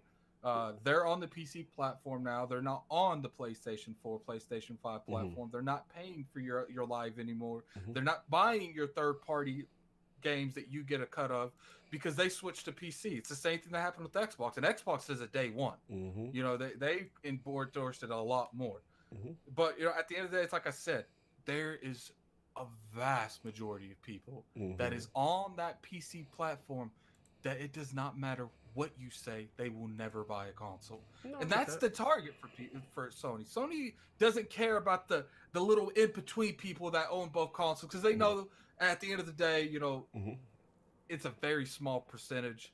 It's not worth it's worth to then devaluing the brand just a little bit to these people that have both to make sure that everyone on Steam gets the game. I feel you. Let me, Boom, how we doing? As I want to get my bars off, then get you out of here. How much time you got? Yeah, I got 10. Okay, cool. I just want to make sure. Let me get my bars off because we got to get Boom out. Listen, man. I ain't going to talk about the exclusive thing, but look, man, it's sad times for some of my PlayStation lords, man. I'm worried about some of them, man. Yeah, it was looking real spooky on social media with these reactions. I was hearing betrayal. Let's not talk about the trashing of the office. Video. Bro. People were talking like life-threatening to Herman Holst and Jim Bryan. Serious. You know what I'm saying? But like I said, Lord Rand came on ILP, told y'all what happened. Y'all pelted the stove. And what's funny is I was told there's more. Yeah, and I'm getting people ready. This is not going to be the last. More will come. You're gonna have. This is the process. Yeah. It's going to sell well because Horizon's going to sell well on Steam. It's going to. Somebody get Gene with the $10 super chat. Somebody get Gene. You got a $10 super chat from Gene S. It's a gaming.net. Horizon Zero Dawn on PC is just an ad for Horizon Zero Dawn 2. These next-gen consoles are targeting PC users. Kojima is second-party. Dreams will need PC to survive. MLB is forcing Sony to go multi-plat. You know what? It's like I said. I've said from the start. Remember when I used to argue the good old fight? I'm like, look, like, Sony owns all these games, and they're letting them all. I said that they own Death Stranding.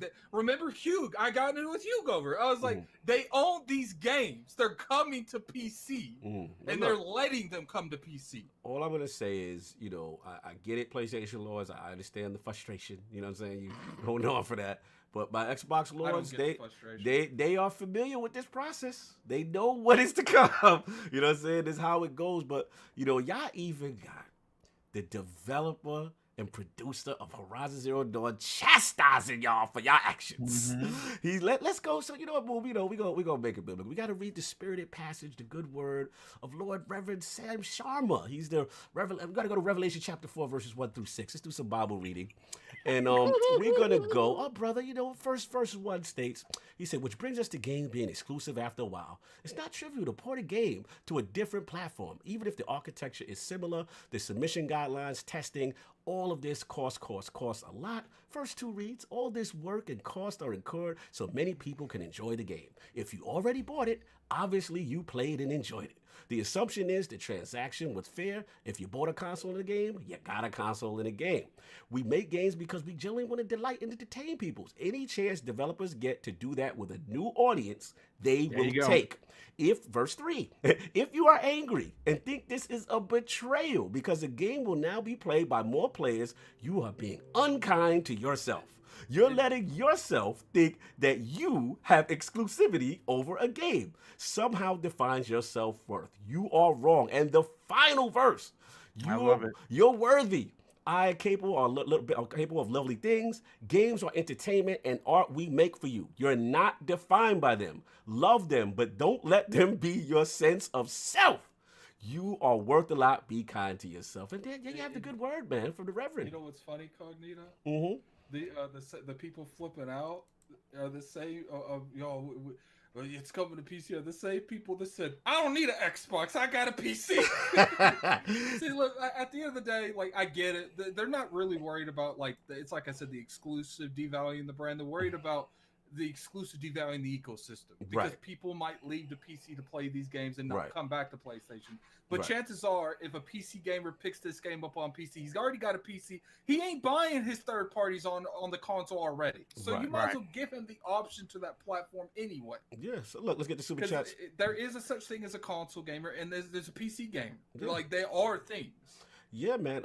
We got Gene, right? So Smitty Smith. No, Jonathan B. Get him. So we got a $5 super chat from Jonathan B. Last time I checked, every PC has a Microsoft logo on it. So have fun playing Horizon on your Xbox this summer. Okay, you got the emotes. Who did that for you? Got to put that up there. I got it for him. I got it. Who did that for you? Word to Phil. Phil down his back. Y'all busy. Got a $5 super chat from Smitty Smith.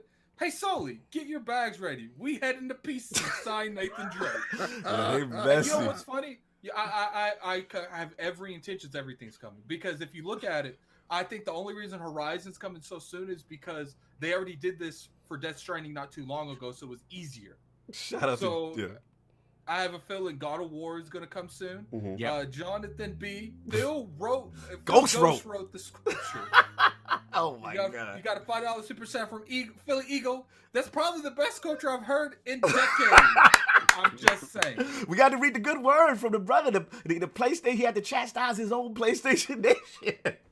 Woo. It's like I said, man. Like, does this devalue the brand? Maybe just a little bit. But it's not relevant enough to not justify going for the millions of potential customers. Yeah, millions. And when you double the revenue because you're putting on a platform that has more active users than the consoles, and you double the revenue for the games, you might get a better, bigger budgeted game for going into the next one that you wouldn't necessarily go. I don't even think it's about the active use. I just think, look, it's out of the cycle already. You know what I'm saying? They've made their money.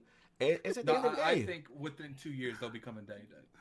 I don't know. We'll see. They right now they hold. Herman is holding firm that that's not happening. That's what he's saying right now. Herman is saying Herman wrong. Because you know it's like you in the boardroom, addicts in the boardroom. There's articles where Microsoft said it wasn't going to come day and day. Yeah, I know. So what you're saying is like it's PR talk. They're right. So you're saying it, yeah. So basically you're saying like this. See what happens. They're like, yo. Is there that many zeros on that? We wait till the check come back. Whoa! Listen, it's coming date and date. Like, you dudes, you did this to yourself. You did this to yourself. If you wanted it they're gonna have to fall on their sword, man, because they're the ones that attack. They're gonna have to fall on the sword. If you wanted it to stay in the house, you wanted it to stay close to you. You should have treated us better. I'm done. You should have paid for it. You didn't. I'm done. You want to cry? You want to talk about? Well, I'll get a PC for for Xbox stuff. Well, get a PC for your PlayStation stuff too. Anyway, so now that we gonna move on from that date and date, Dance Moves Ryans wants that bread, bruh. And you know what? Listen, Christopher Hart. I want you to go buy a PC right now so you can get more teraflops out so you can play it better on PC. Who did that for you? Shout out to Phil Dominus, Maximus Spencer.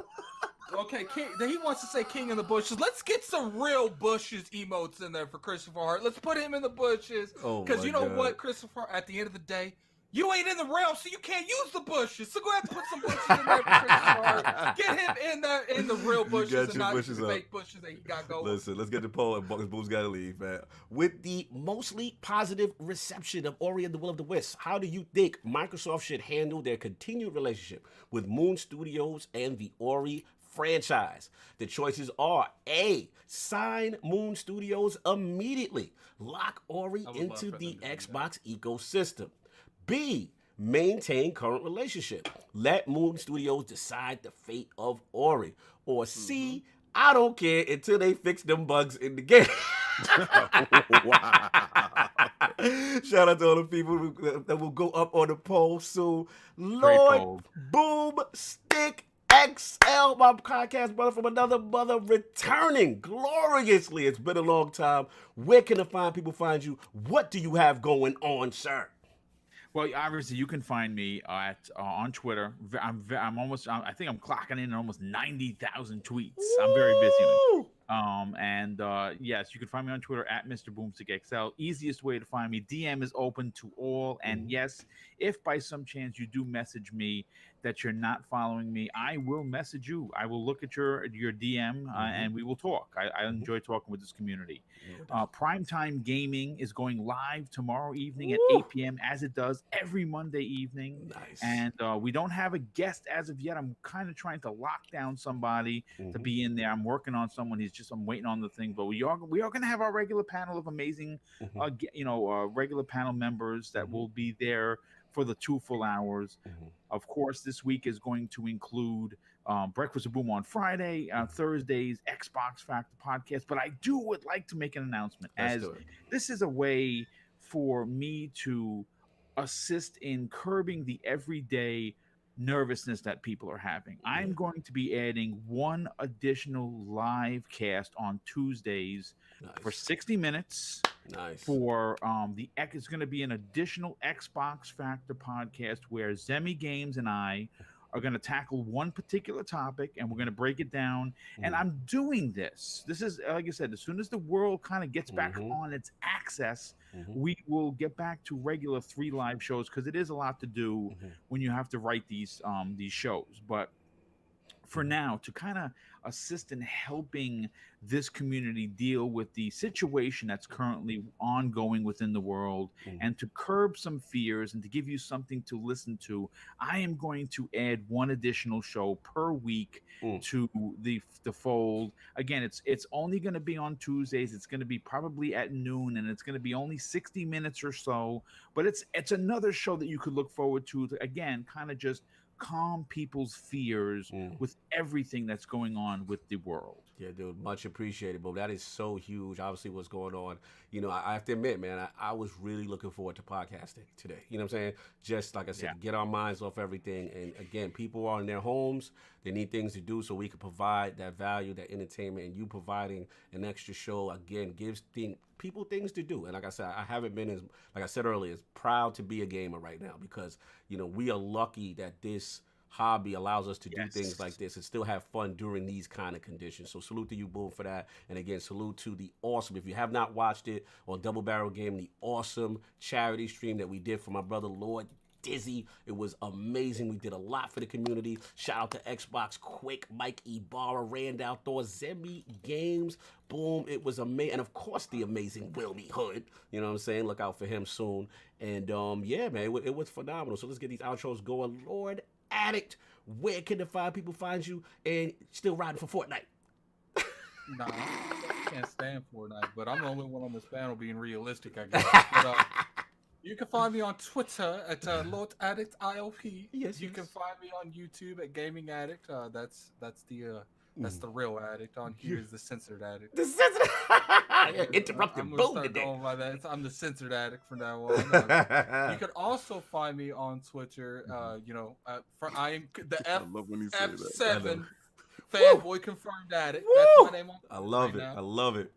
So, definitely, I want to thank everyone for coming on. I want to thank Boomstick for coming on. We had almost 200 people in here. Definitely hit that like button if you guys don't mind. Let's get it over 100 before it's 4. There's 4 of you and there ain't liked it. Come on, let's get it done. So, we definitely because that we had some stuff going on with the virus and stuff like that. That should be we have delayed the community day because obviously you can see that Lord Sovereign's not here either. So we can't do it with Lord down. Yeah. But we'll definitely be looking out for Twitter. We'll give you more updates on that. Playing Call of Duty. You go to Warzone. Well, I'm down for that. I'm all about that, boy. That community day. Let me in. Cross-platform too. We can cross-platform. You know what I'm saying? But anyway, I just want to thank you all for coming in. One good thing about being a podcaster is we don't have to shut it down. Yeah, facts. We do this from the safety of our homes. No doubt. Once again, God, we'll see you next week because we always consistent.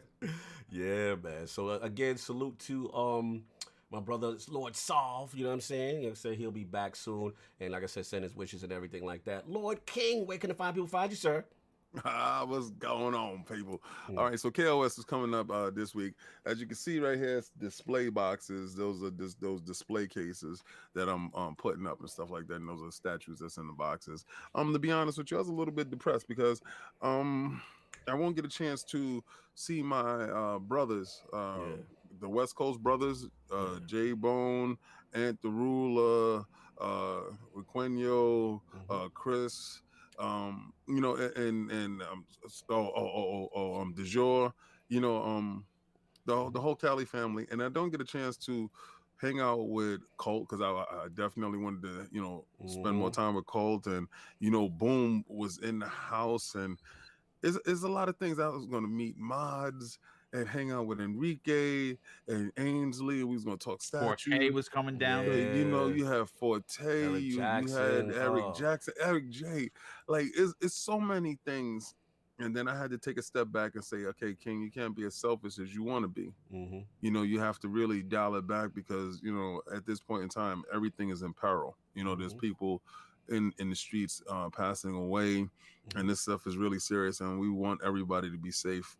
First and foremost, all right. This is not a joke. It's not a game. This is very serious. If you think it's a joke and it's a game, I know I joke around and I play around a lot, but I want you guys to be safe at all times as much as possible. Don't take unnecessary risks. Don't do things that you won't normally do.